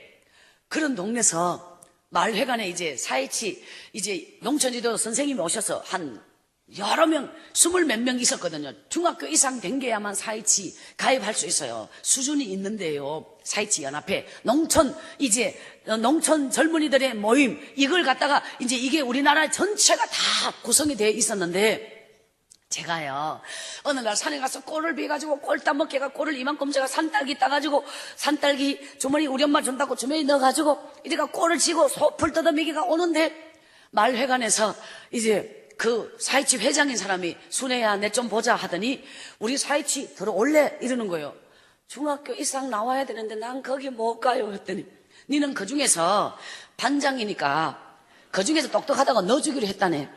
6개월 동안 기도하고 나니까 하나님이 내 인생을 첫 번째 출세시켜 준 게 뭐냐, 4.27 회원을 만들어 주셨다니까요. 제가 그래갖고요 4.27 마을회관에 딱 갔더니 맨날 놀기를 학교 문 앞에도 못 가는 머슴들하고 놀다가 그거 가니까요 제가 일해주는 집 결혼복 입었는 옛날에 결혼복 입으면 높은 학교 다닌 사람이 입고 다녔잖아요. 그 결혼복 입은 중학교 이상 고등학교 다니는 도시에서 공부하는 막 그런 사람들이 와가지고 모이는 거기에 끼어 있는 것만으로도 저는요 수준이 있어요. 그래갖고 거기서 딱 말 한마디도 안 하고 앉아가 가만히 있어. 그러면 뭐 어쩌고 회의를 한참 해. 그러면 이번에 중요한 교육이 있는데 교육 갈 사람들 전부 다 학교 가느라고 교육 갈 사람이 없다네. 그러니까 농촌지도자 선생님이 그러면 학교 안 다니는 사람 누구냐? 전부 나만 보대. 그래 나보고 이름이 뭐냐? 박순애인데요. 그랬더니 그럼 박순애 네가 교육 갈래? 내가 한글 몰라요. 제가 구룡부 국민학교 중퇴할 때요 받침을 안 붙이고 위에 것만 적어요. 받침을 유일하게 붙이는 건 뭐냐? 박순애. 우리 엄마가 예언한 대로 우리 엄마가 저 입학시키던 날 아버지가 딸아 학교 말을 보내노 할 때 우리 엄마가 뭐라 했지요? 딸아라도 지 이름을 쓸 줄 알아야 된다고. 이름 쓰니까 끝나쁘대. 이름 쓸 줄 알아야 된다 하니까 이름만 쓰니까 끝나잖아요. 그때 우리 엄마가 뭐라고 말해야 되냐? 딸아라도 요새는 대학교 나와야 됩니다. 이랬으면 제가 대학교를 나왔을 겁니다. 우리 엄마 말 한마디 내 인생이 바꿔버렸어. 그러니까 국민학교를 중퇴해가지고 한글 받침을 못 붙이는 제가 무슨 교육을 가락합니까? 나는 그런 데 못 가요. 갈 사람이 없으니까 가래. 제가 그런 데 못 가요. 나중엔 돈 없어요. 자비도 대준대. 그러니까 못 간다 해도 안 돼요. 그냥 한 번만 가서 그대로 앉아있다 오면 된다 해요. 그래가지고 대구 시내 시민회관에서 가서 보여 정성군 대표로 갔대. 가가지고 이렇게 이제 시민회관에 많이 앉았는데 이제 딱 이렇게 이제 명찰 딱 주는 걸 달고요. 딱 앉아있는데 저는요 앞 사람 뒤통수만 보고 그대로 앉아있는데 끝나면 밥 지금 밥 먹고 가면 일주일 동안요 그 교육 이제 그 내무반 가면요 저는 뭐 자락하면 자고 뭐라하면 먹고 그대로 시킨 대로요 1분에도 틀리고 어긋나면 절단 난 줄 알고 딱 갔더니요 도지사님께서 막 빰빠바 악대부 군악대가 막 나오면서요 높은 분이 오가시고 막 한마디 하시고 가서 보니까 막 그 경상북도 농촌 앞으로 미래 선진 농업을 이끌어갈 이제 대표를 뽑은 그 자리에 제가 갔더라 카에. 얼마나 수준 있는 행사인지 높은 사람 막 이런 사람이 다 오셨어요. 우와 교육을 딱 맞추고 난 너무 애라버서 무슨 말 들었는지 기억도 안 나. 그 많은 강연을 다 들었는데 뭔 말인지 잘 몰라. 그 딱 돌아왔더니 농촌지도서 선생님이 뭐냐냐. 제가 또 모범생으로 뽑혔다네. 너무너무 교육을 잘 받아서 남들은 모르게 막 내무반을 통과해가 담 넘어가가 밖에 나가가지고 뭐도 사먹고 뭐도 하고 이런데 저는 그런 거 할 줄 모르고 자락하면 자고 먹으라 하면 먹고 교육 돌아다니지 않고 앉아 뒤통수 앞 사람 뒤통수 보고 가만히 앉아있다가 너무너무 모범생이라고 제 교육받는 태도가 너무 좋다고 그 다음에 또 가락하네. 이래갖고 교육을 받으러 댕기기 시작했어요. 산에 가서 나무하는 것보다도 낫고 속골 떠듬기는 것보다도 낫고 그게 가만 앉아있으면요 그냥 밥 주지요 옷도 주지요 제보. 그래가지고 딱 가가 교육을 받고 댕기다 보이 야 내무반 생활도 할 줄 알고요 그냥 막 하여튼 기타 오만 교육을 거기서 눈이 떨어져가 까막눈이 떨어져가 어느 날 신문에 상록수를 읽으면서 하나님 나도 제 영신처럼 하나님 나도 저런 꿈을 가지고 살게 해주시고 막 이제 이게 뭔가 백지가 조금씩 교육을 받으며 눈을 떠가 이 무지한 박순애가 조금씩 의식이 생기기 시작했어요. 그래서 교육을 가다 보이 어떤 교육까지 갔느냐. 세상에 농촌에요 유치원 애들이 댕길 유치원이 없잖아요. 그래서 우리 동네도 애가 27명인데 가르칠 사람이 없어서 다 가서 보모 이렇게 새마을 유치원 보모 교육을 받으러 가는데 엉망 교육을 다 경운기, 콤바인, 트랙터 제가 배운 게요. 엉망 교육을 다 받으러 전부 공짜로 배우는 거예요. 그러는 중에 다 가서 보모 교육을 가라 이래가지고 이제는 교육을 받는 게 이제 질이 나가. 예, 제가 가겠습니다. 그냥 딱 갔는데 대구에서 전문대학 교수님이 와가 유아교육 전공 2년 동안 전문학교에서 배워야 될 거를 일주일에 다 가르쳐 준다네. 그게 얼마나 감사합니까? 그래가지고 뭐 돈 안 들고 2년치를 일주일에 배우자면 제가요 교육을 여러 번 댕기다 보니 한 가지 터득한 진리가 있어. 잡기장을 사가야 돼. 들을 때는 알 것 같아도 집에 오면 이자 앞으로 그 잡기장을 가져가면 어쨌든 한 글자도 안 놓치고 적어 와야 다시 보면 기억이 나지요. 그래갖고요, 자가가, 촌에는 자가야 뭐든지 있어요. 그 자가가 작기장도 사고 뭐도 사고 해가지고 이제 교육받으러 갈 자세가 이제 준비가 됩니다. 그러니까 딱 갔더니 이 유아교육 전공 교수가 타이틀을 딱 적었는데 아동 발달 심리. 이건 난 뭔 말인지 몰라. 제가 그런 거 애라운 걸 왜 알겠습니까? 제 작기장 제일 위에 아도 바다 시리 딱 적었어. 거기는 똑바로 적혀 있어도 내한테 오면 이게 내가 알아보도록 그냥 적당히 적혀. 제가 그냥 받침 안 붙인다 해도 그러시네. 근데 딱 들어보이 이게 보통 교육이 아니야. 내가 꿈이 주일학교 교사가 되는 게 꿈이에요. 구룡포에서 그 주일학교 교사 선생님이 제가 이 세상에서 만났던 제일 감동의 사람. 그래서 이 다음에 나도 어른 되면 저런 훌륭한 교사 선생님이 돼야지. 그러려면 애들을 가르칠 줄 알아야 되잖아요. 딱 가보니까 막 이야, 아이들을 가르치기 위한 모든 교사의 자세, 준비. 그 일주일 동안 교육을 받는데 막 제가 뿅 가가요. 하느님 감사합니다. 한 글자도 안 놓치고 그 교수님 입에서 나오는 모든 말을 작기장 한 권에 다 적었어요. 와, 제가요 하루 8시간을 꼼짝 안 하고요 정말 집중 교육을 딱 받는데 끝나는 날, 와, 이 노트 한 권을 다 적었는 끝나는 날 이분 교육생 중에 지독한 교육생이 있었어. 가르치는 강사가 덩어리 식은땀 흐르도록 강의를 했다 하네. 받는 사람이 대충 받아야 가르치는 사람도 설렁설렁 가르칠 텐데 너무너무 막 자기를 긴장을 시키는 교육생이 있었어. 그 지독한 교육생을 오늘 이 자리에 소개하겠다. 그리고 제가요 뒤를 딱 돌아보면서 도대체 어떤 인상 더러운 교육생이 와서 우리 강사님을 저렇게 힘들게 했을까 하면 뒤를 딱 돌아보는데 갑자기 뒤돌아보는 학생 일어나 이런 거예요. 제가 더 놀랐어요. 아니 그런 사람이 저라고 생각한 적이 없거든요. 예? 그랬더니 아니 뭐를 그렇게 정리하는 거야. 그래요. 그 열심히 적었는 거 들고 앞으로 나와 이랬어요. 제가요 마음속으로 하나님 감사합니다. 나 혼자 열심히 공부한 거 하나님이 이렇게 빛나게 해주시니 감사합니다. 자랑할 기회가 왔단 말이에요. 그래가지고요 다 끌어가가지고 다 올려드리고 자리에 딱 있었더니 그때 그분이 딱 받아갔거든요. 이게 뭐야? 이 글씨를 보고 딱 놀라는 거요. 그때서야 맞다, 내 글씨는 남이 모르는데 내 글씨 남이 몰라요. 그래가 그때부터 막 제 얼굴이 홍당무가 되는 거예요. 아니 저 글 내 멋대로 썼는 글씨를 나는 이 글씨 이런 글씨 생각도 안 하고 자랑하고 싶어가 나가 딱 주고 나니까 아유, 지구멍 찾고 싶은 심정을 하나님 나 어떡해. 그분이 있잖아 너무 헷갈린 거예요. 얼굴을 보니까 애가 좀 연거로 보이는데 글씨 보니까 완전 맹탕이에요. 이분이 너무 헷갈려갖고야 내 얼굴 보고 글씨 보고 얼굴 보고 글씨 보고 딱 하더니 위대한 진리 이게 속깁니까?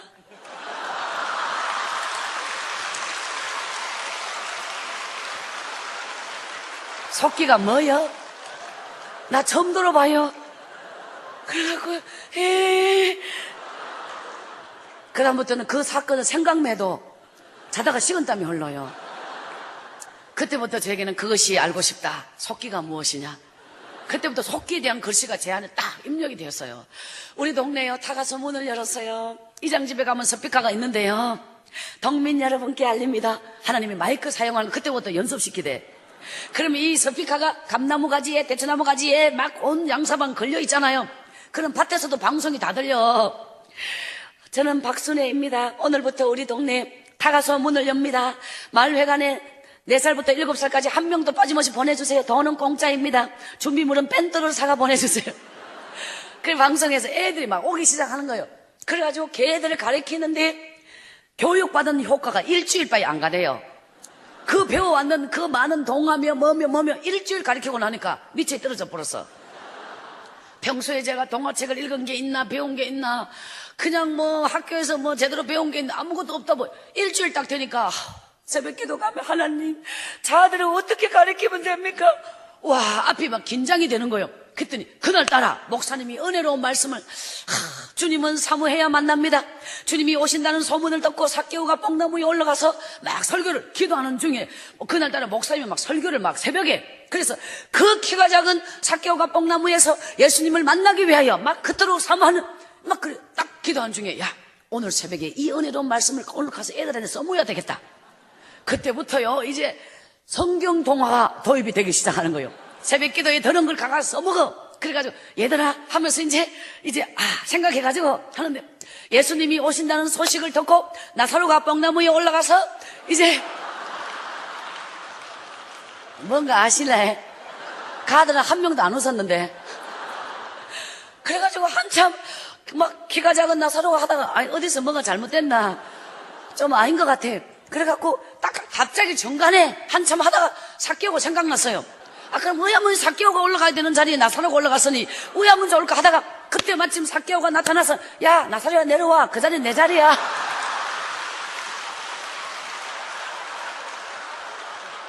그래도 애들은 안 웃었는데요, 우리 애들은요 교회를 댕겨본 적도 없고 교회를 구경해본 적도 없고 성경도 처음 들어봐서 내 마음대로 해도 틀린 줄도 모르고, 그래갖고 열심히 애들을 가르치다 보니 그것도 이제 그래갖고 뭐 사자굴에 뭐 다내리 들어갔다가 또 누가 들어갔다가 이런 식으로 그냥 막 해요. 그냥 아브라함 이야기가 나중에 삼천포로 빠져가 손자로 갔다가 그냥 처음과 끝이 달라지게 내 마음대로 해도 애들은요 몰라요. 재밌다 해요. 그러던 어느 날 하나님이 지혜를 주시래. 하나님, 나 가르치는 것만으로는 부족합니다. 지혜를 주옵소서 했더니 우리 동네 애들이 장에 가야 머리를 깎재. 그 맨날 머리가 그냥 뭐 하여튼간 좋은 애들 그렇잖아요. 어느 날 고지바가지라고, 박바가지요, 꼭지 없는 거 박바가지, 이 박바가지를 갖다가 애 머리 위에 적당한 크기를 적당하게 너무 큰 거 말고 엎어놓고 가에 나오는 거 다 잘라. 우리 동네에 머리를 잘라주기 시작했어요. 시간 때우느라고 일주일을 애들 머리를 깎아 딱 엎어놓고요, 요 옷부터 요렇게. 그래가지고 우리 동네는 머리가 통일돼 있어요. 그래, 우리 어떤 엄마는요 고맙다 하는 엄마도 있고, 어떤 엄마는 머리가 이게 뭐냐 하는 엄마도 있고, 그래도 뭐 돈 안 들고 뭐 그냥 데리고 놀면서 머리도 잘라주고, 장에 가가지고 엄마 따라 장애가 촌에 자 같은 애가요 손 나쁘고 뭐 하나 사 먹다가 엄마 잃어버렸어. 그래가지고 막 파출소 뭐 애 찾고. 근데 우리 애는 통일성을 이루고 있어요. 머리만 보면 다 알아요. 우리 동네 엔젤. 그래갖고요 이렇게 하나님께서 제게 은혜를 주시기를, 참 3년 동안 그래도 잘리지 않고, 월급도 없는 교사지만, 그래갖고 하나님이 그 아이 하나하나를 붙잡고 기도하는 마음을 주셨어요. 그 애들이 지금은요 얼마나 다 복음의 씨앗이, 우리 동네 복음의 씨앗들이 그 아이들부터 출발되는 줄 믿습니다. 그 애들에게 그렇게 작은 일에 충성된 자에게 큰 일을 맡기시는 하나님, 제가 훗날에 복을 받는데, 이야, 가리키는 교육 사업으로 제 인생이 엄청나게 복을 받는데, 그 가리키는 제 인생에 가리키는 그 교육 사업에 미천 그 경력이 어디냐? 우리 동네 타가서 선생이 전부요. 근데 훗날에 이 작은 일을 맡기신 하나님이 제 인생에 큰 일을, 큰 축복을 부어주시는 미끄럼이 되는 줄 믿습니다. 사이치 활동을 열심히 하다 보니 눈이 깨이가, 어차피 한 거 나도 사이치 회장 한번 해보고 싶다, 이 마음에 딱 들어대요. 믿자봤자 본전입니다. 그래가지고 산에 나무를 하러 가면은 이 원고지에다가 정전 발표 이제 할 거를 적어가지고 나무 한 점에가 딱 세워놓고, 소나무 솔방울요 이걸 딱 꺾어가 마이크라고 들고, 소나무가 많은 산꼭대기 가가 사람 아무도 없는데 마음 푹 놓고, 저를 사이치 회장으로 뽑아주신다면 이 한 몸을 농촌 이 지역 발전을 위해서 희생할 것을 힘차게 외칩니다 하면서 마음 놓고 소리 질러가면 연습을 딱 하면 지나가던 나무꾼이 옳소 하면서 박수를 쳐줘요. 그러면요 되게 창피해요.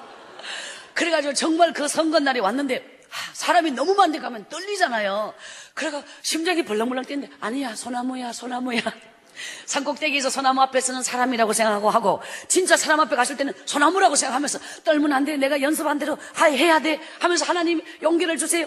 진짜요, 그 정전 발표를 딱 끝나고 투표했는데 제가요 뽑히가 경상북도 그 사이치 이제 연합회 여자 회장으로 뽑혔어요. 그래 뽑히면 뭐가 나오냐, 경북 여객에서 무임 성차권을 어떤 버스를 타든지 보여주면 공짜요.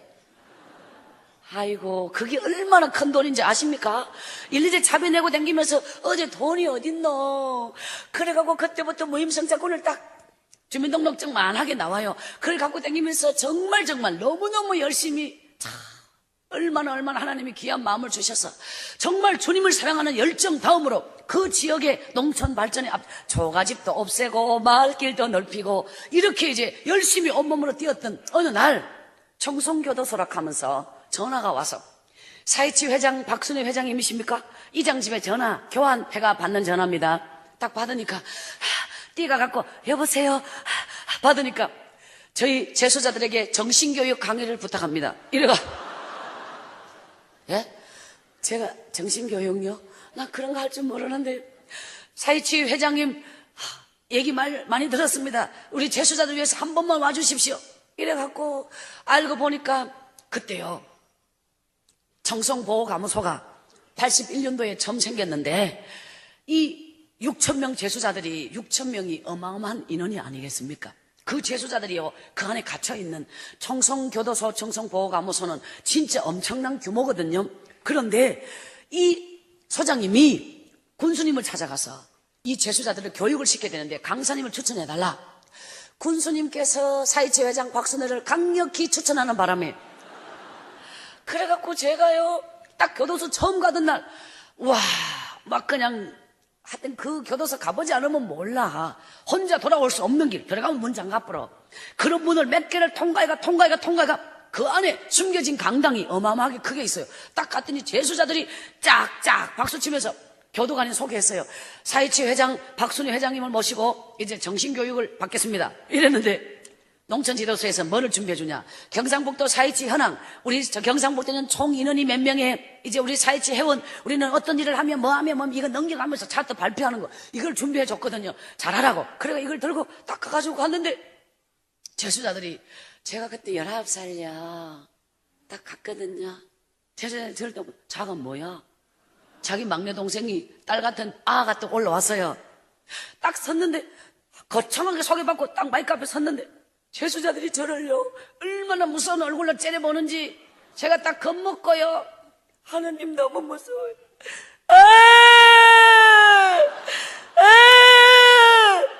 마이크 앞에서 운 거는 처음입니다. 거기서 이제 울기 시작했어. 우와 한참 울다 보니까 누가 이쪽에서 야 그만 울어 이러는 거예요. 또 이쪽에서는 야 눈 좀 떠봐. 눈도 못 뜨겠어요. 무서워서. 와 재수복 똑같이 입고 모자 딱 쓰고 눈 부리부리하게 갔다가 한꺼번에 그 많은 사람 재수들은 또 다른 세상에 제가 그 어린 제가 딱 갔으니 얼마나 놀랐겠습니까? 그때 눈을 처음 딱 뜨는 순간에 재수복 입은 내 모습이 재수자들 속에 딱 앉아있는 환상을 보여줘요. 나는 그 순간에 나는 죄인입니다. 나는 살인자입니다. 지난날 내 인생에 온갖 저주와 내 인생에 그 많은 인생의 무거운 짐을 짊어지고 나를 짓밟았던 그 인간을 내 손으로 죽이려고 잠 못 이루면서 살인을 계획했던 수많은 밤을 살인을 계획했던 나는 살인자입니다. 와 이걸 깨달았어요. 얼마나 울었는지 몰라요. 그때 하나님이 저에게 결단을 주셨어요.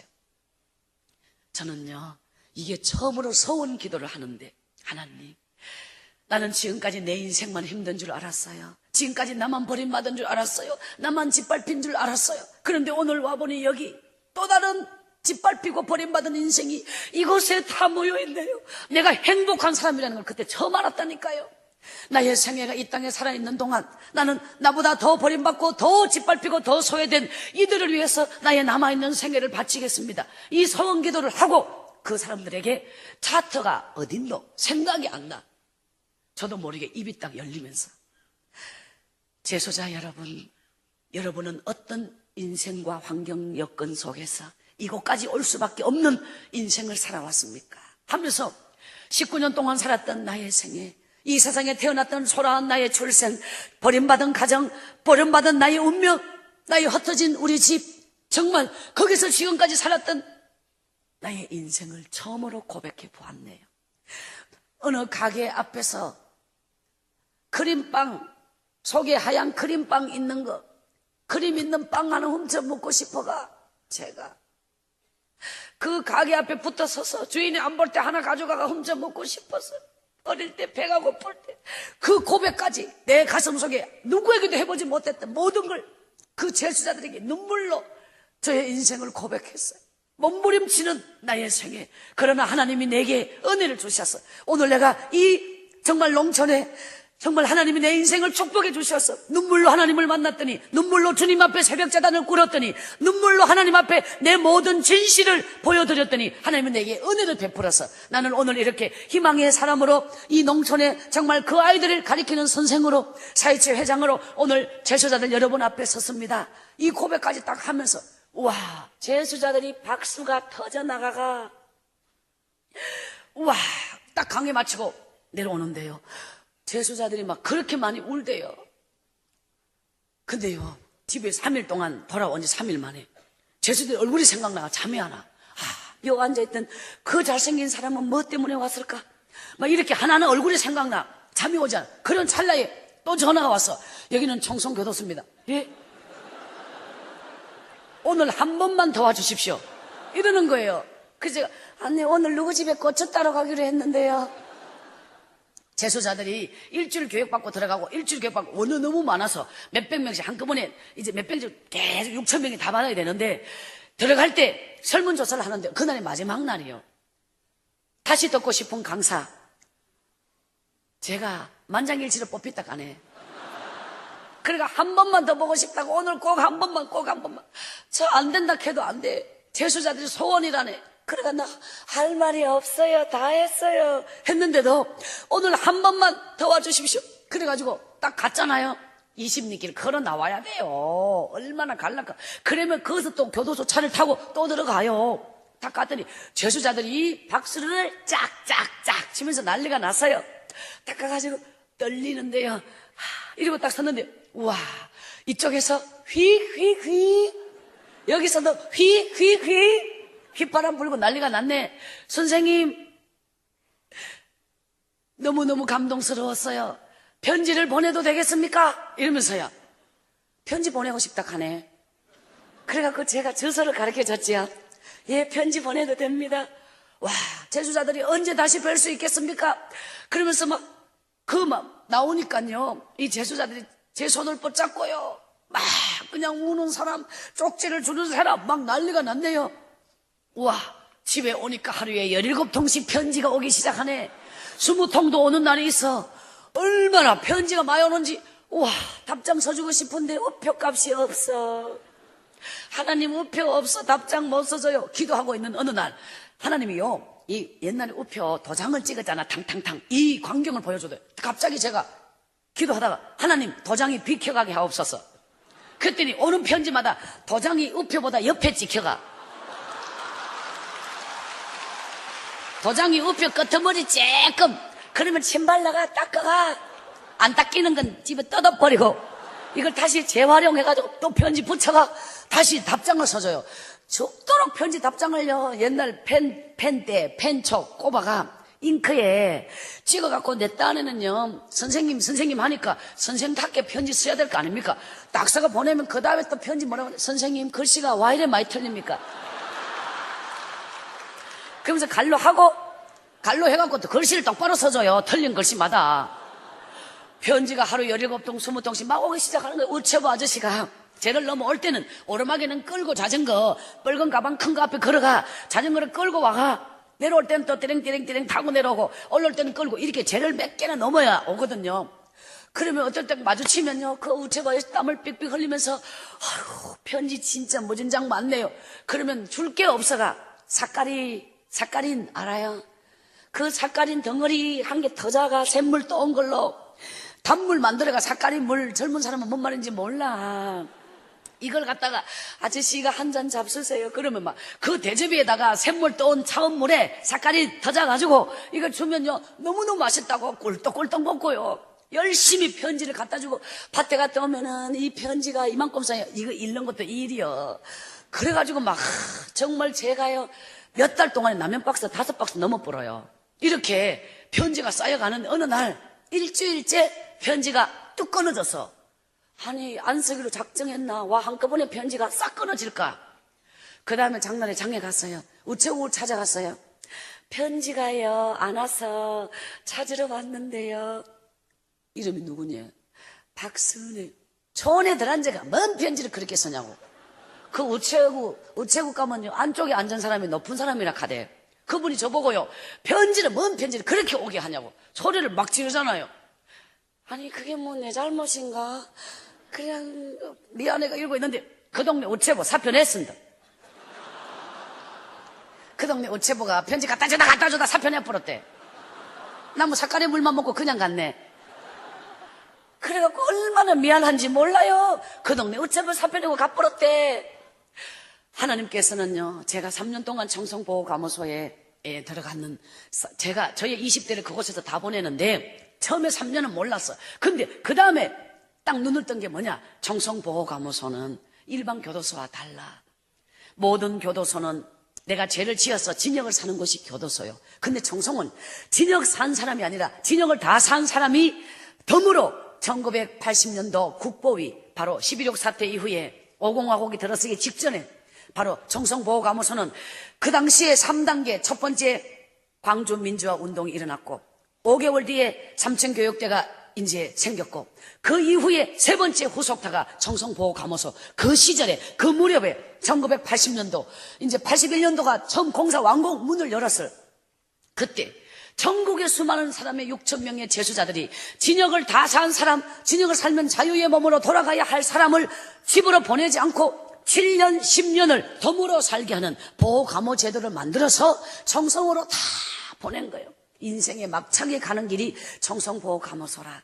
그런데 저는 처음 집의 나이 19살에 그곳에 처음 발을 디뎌서 우리나라 법무부 사상 2가지 신기록을 깨게 하는 거예요. 첫 번째는 최연소 교정위원이에요. 20살 되었을 때 교정위원 위촉을 받았어. 법무부 장관으로부터. 최연소 정신교육 강사요.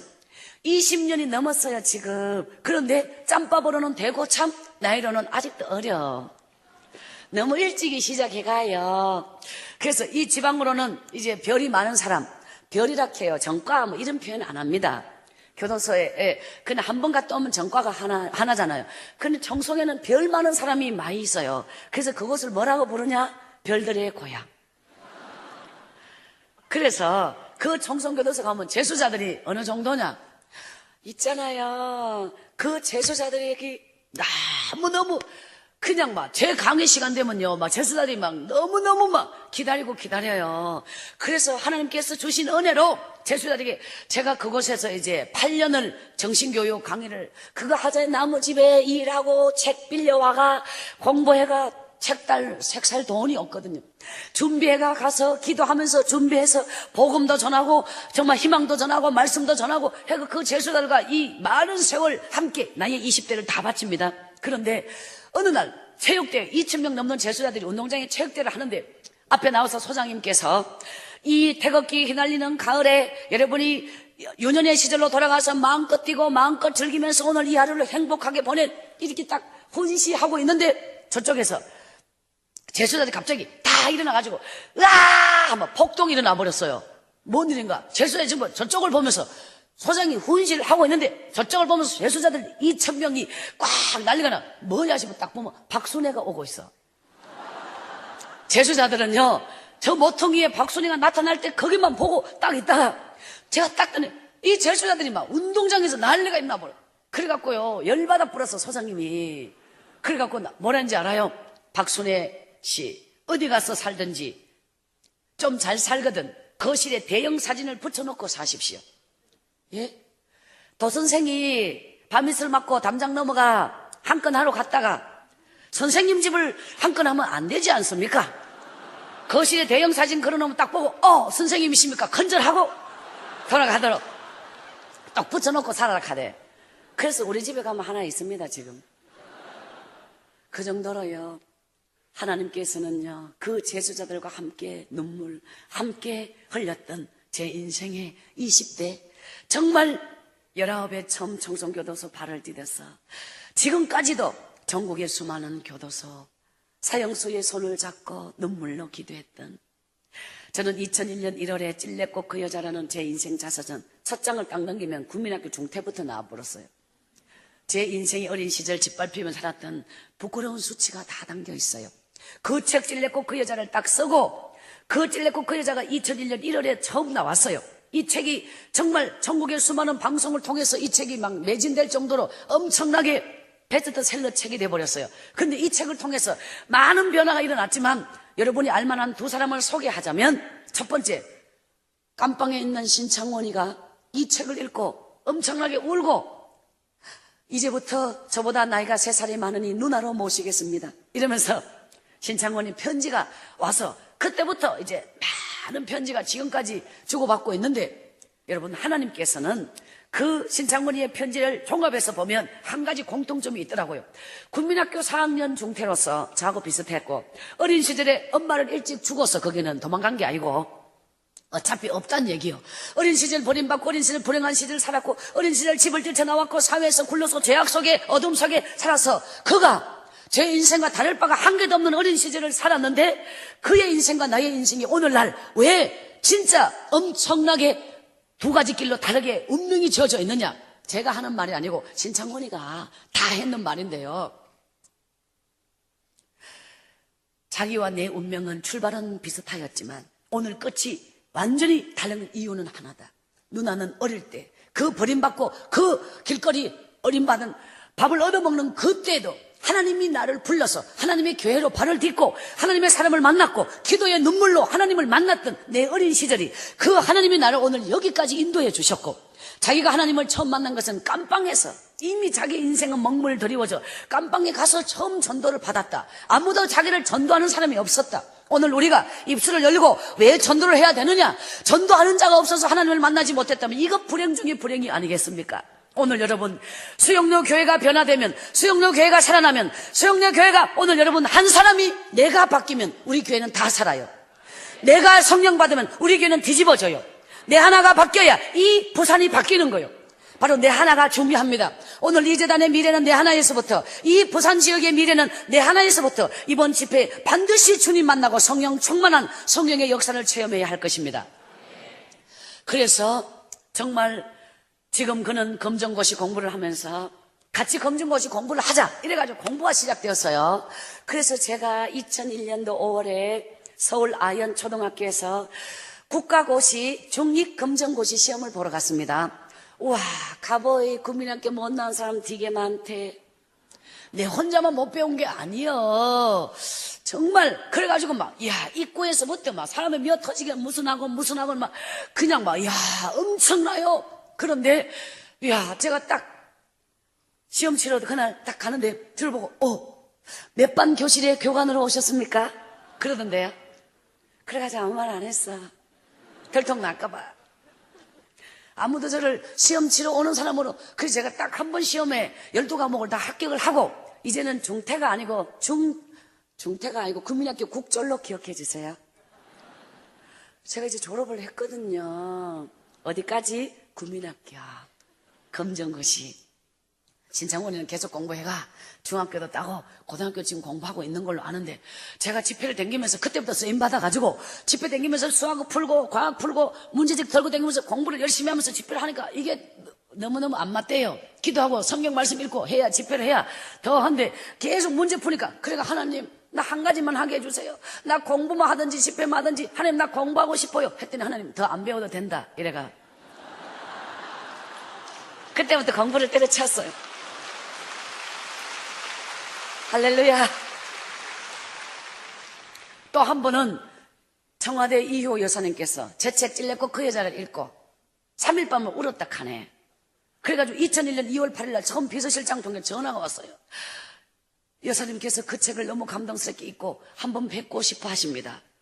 그래가지고 마음대로 하시오.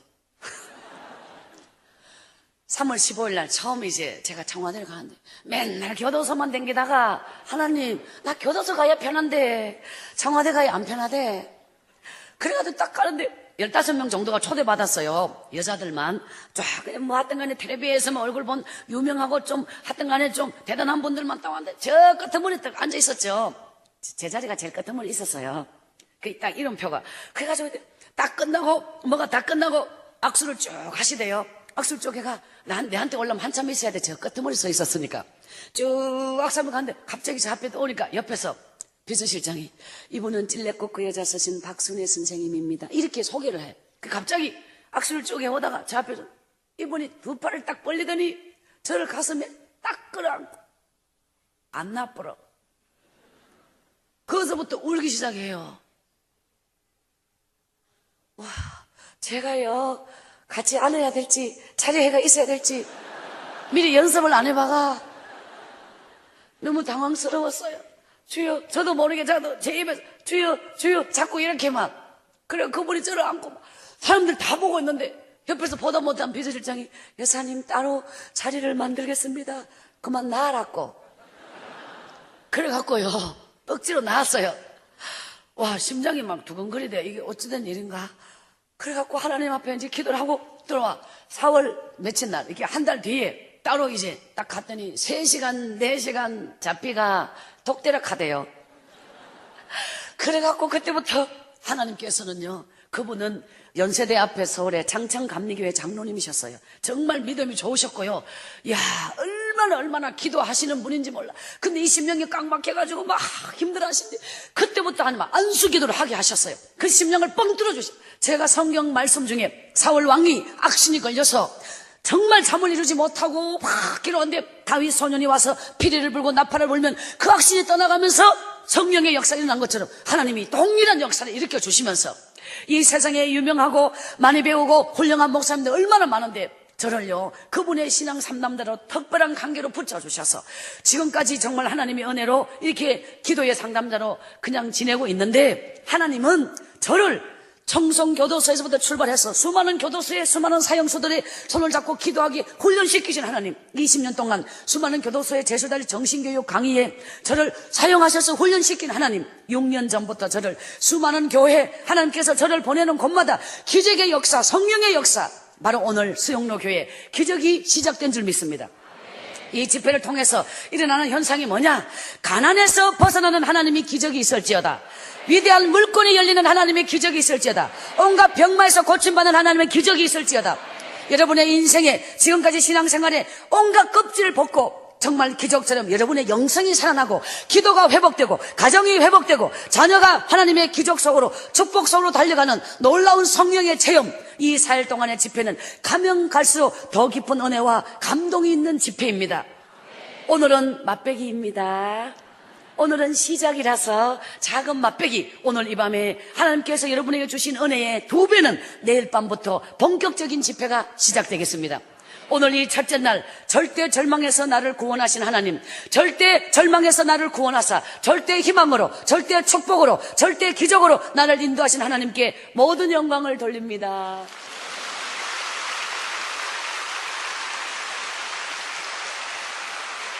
할렐루야.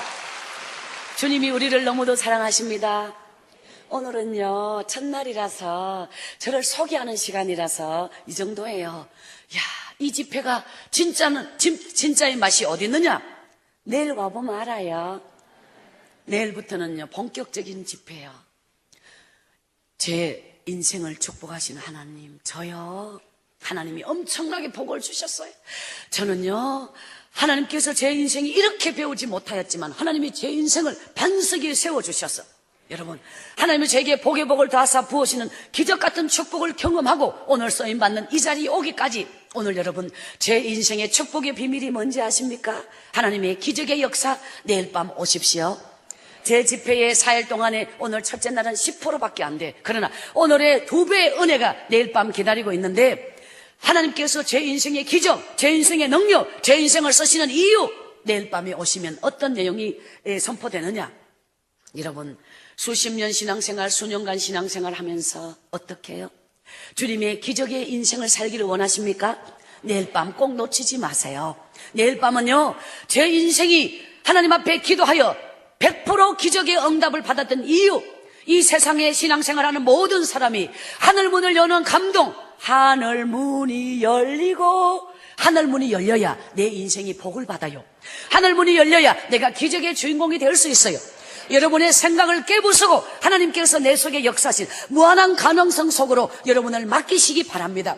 여러분, 오늘은 나를 소개하는 시간이라서 정말 이 믿음 차원에 들어가지 못하고 나의 이야기만 하였지만, 내일부터는 믿음이란 뭐냐, 축복이란 뭐냐, 기적이란 뭐냐, 하나님은 어떤 자를 사용하시냐, 어떤 자에게 복을 주시냐, 어떤 자에게 능력 주시냐, 어떤 자를 사랑하시냐, 어떤 자를 들어서시냐, 이 집회의 가장 중요한 핵심, 내일 밤 이 집회의 뿌리가 담겨져 있습니다.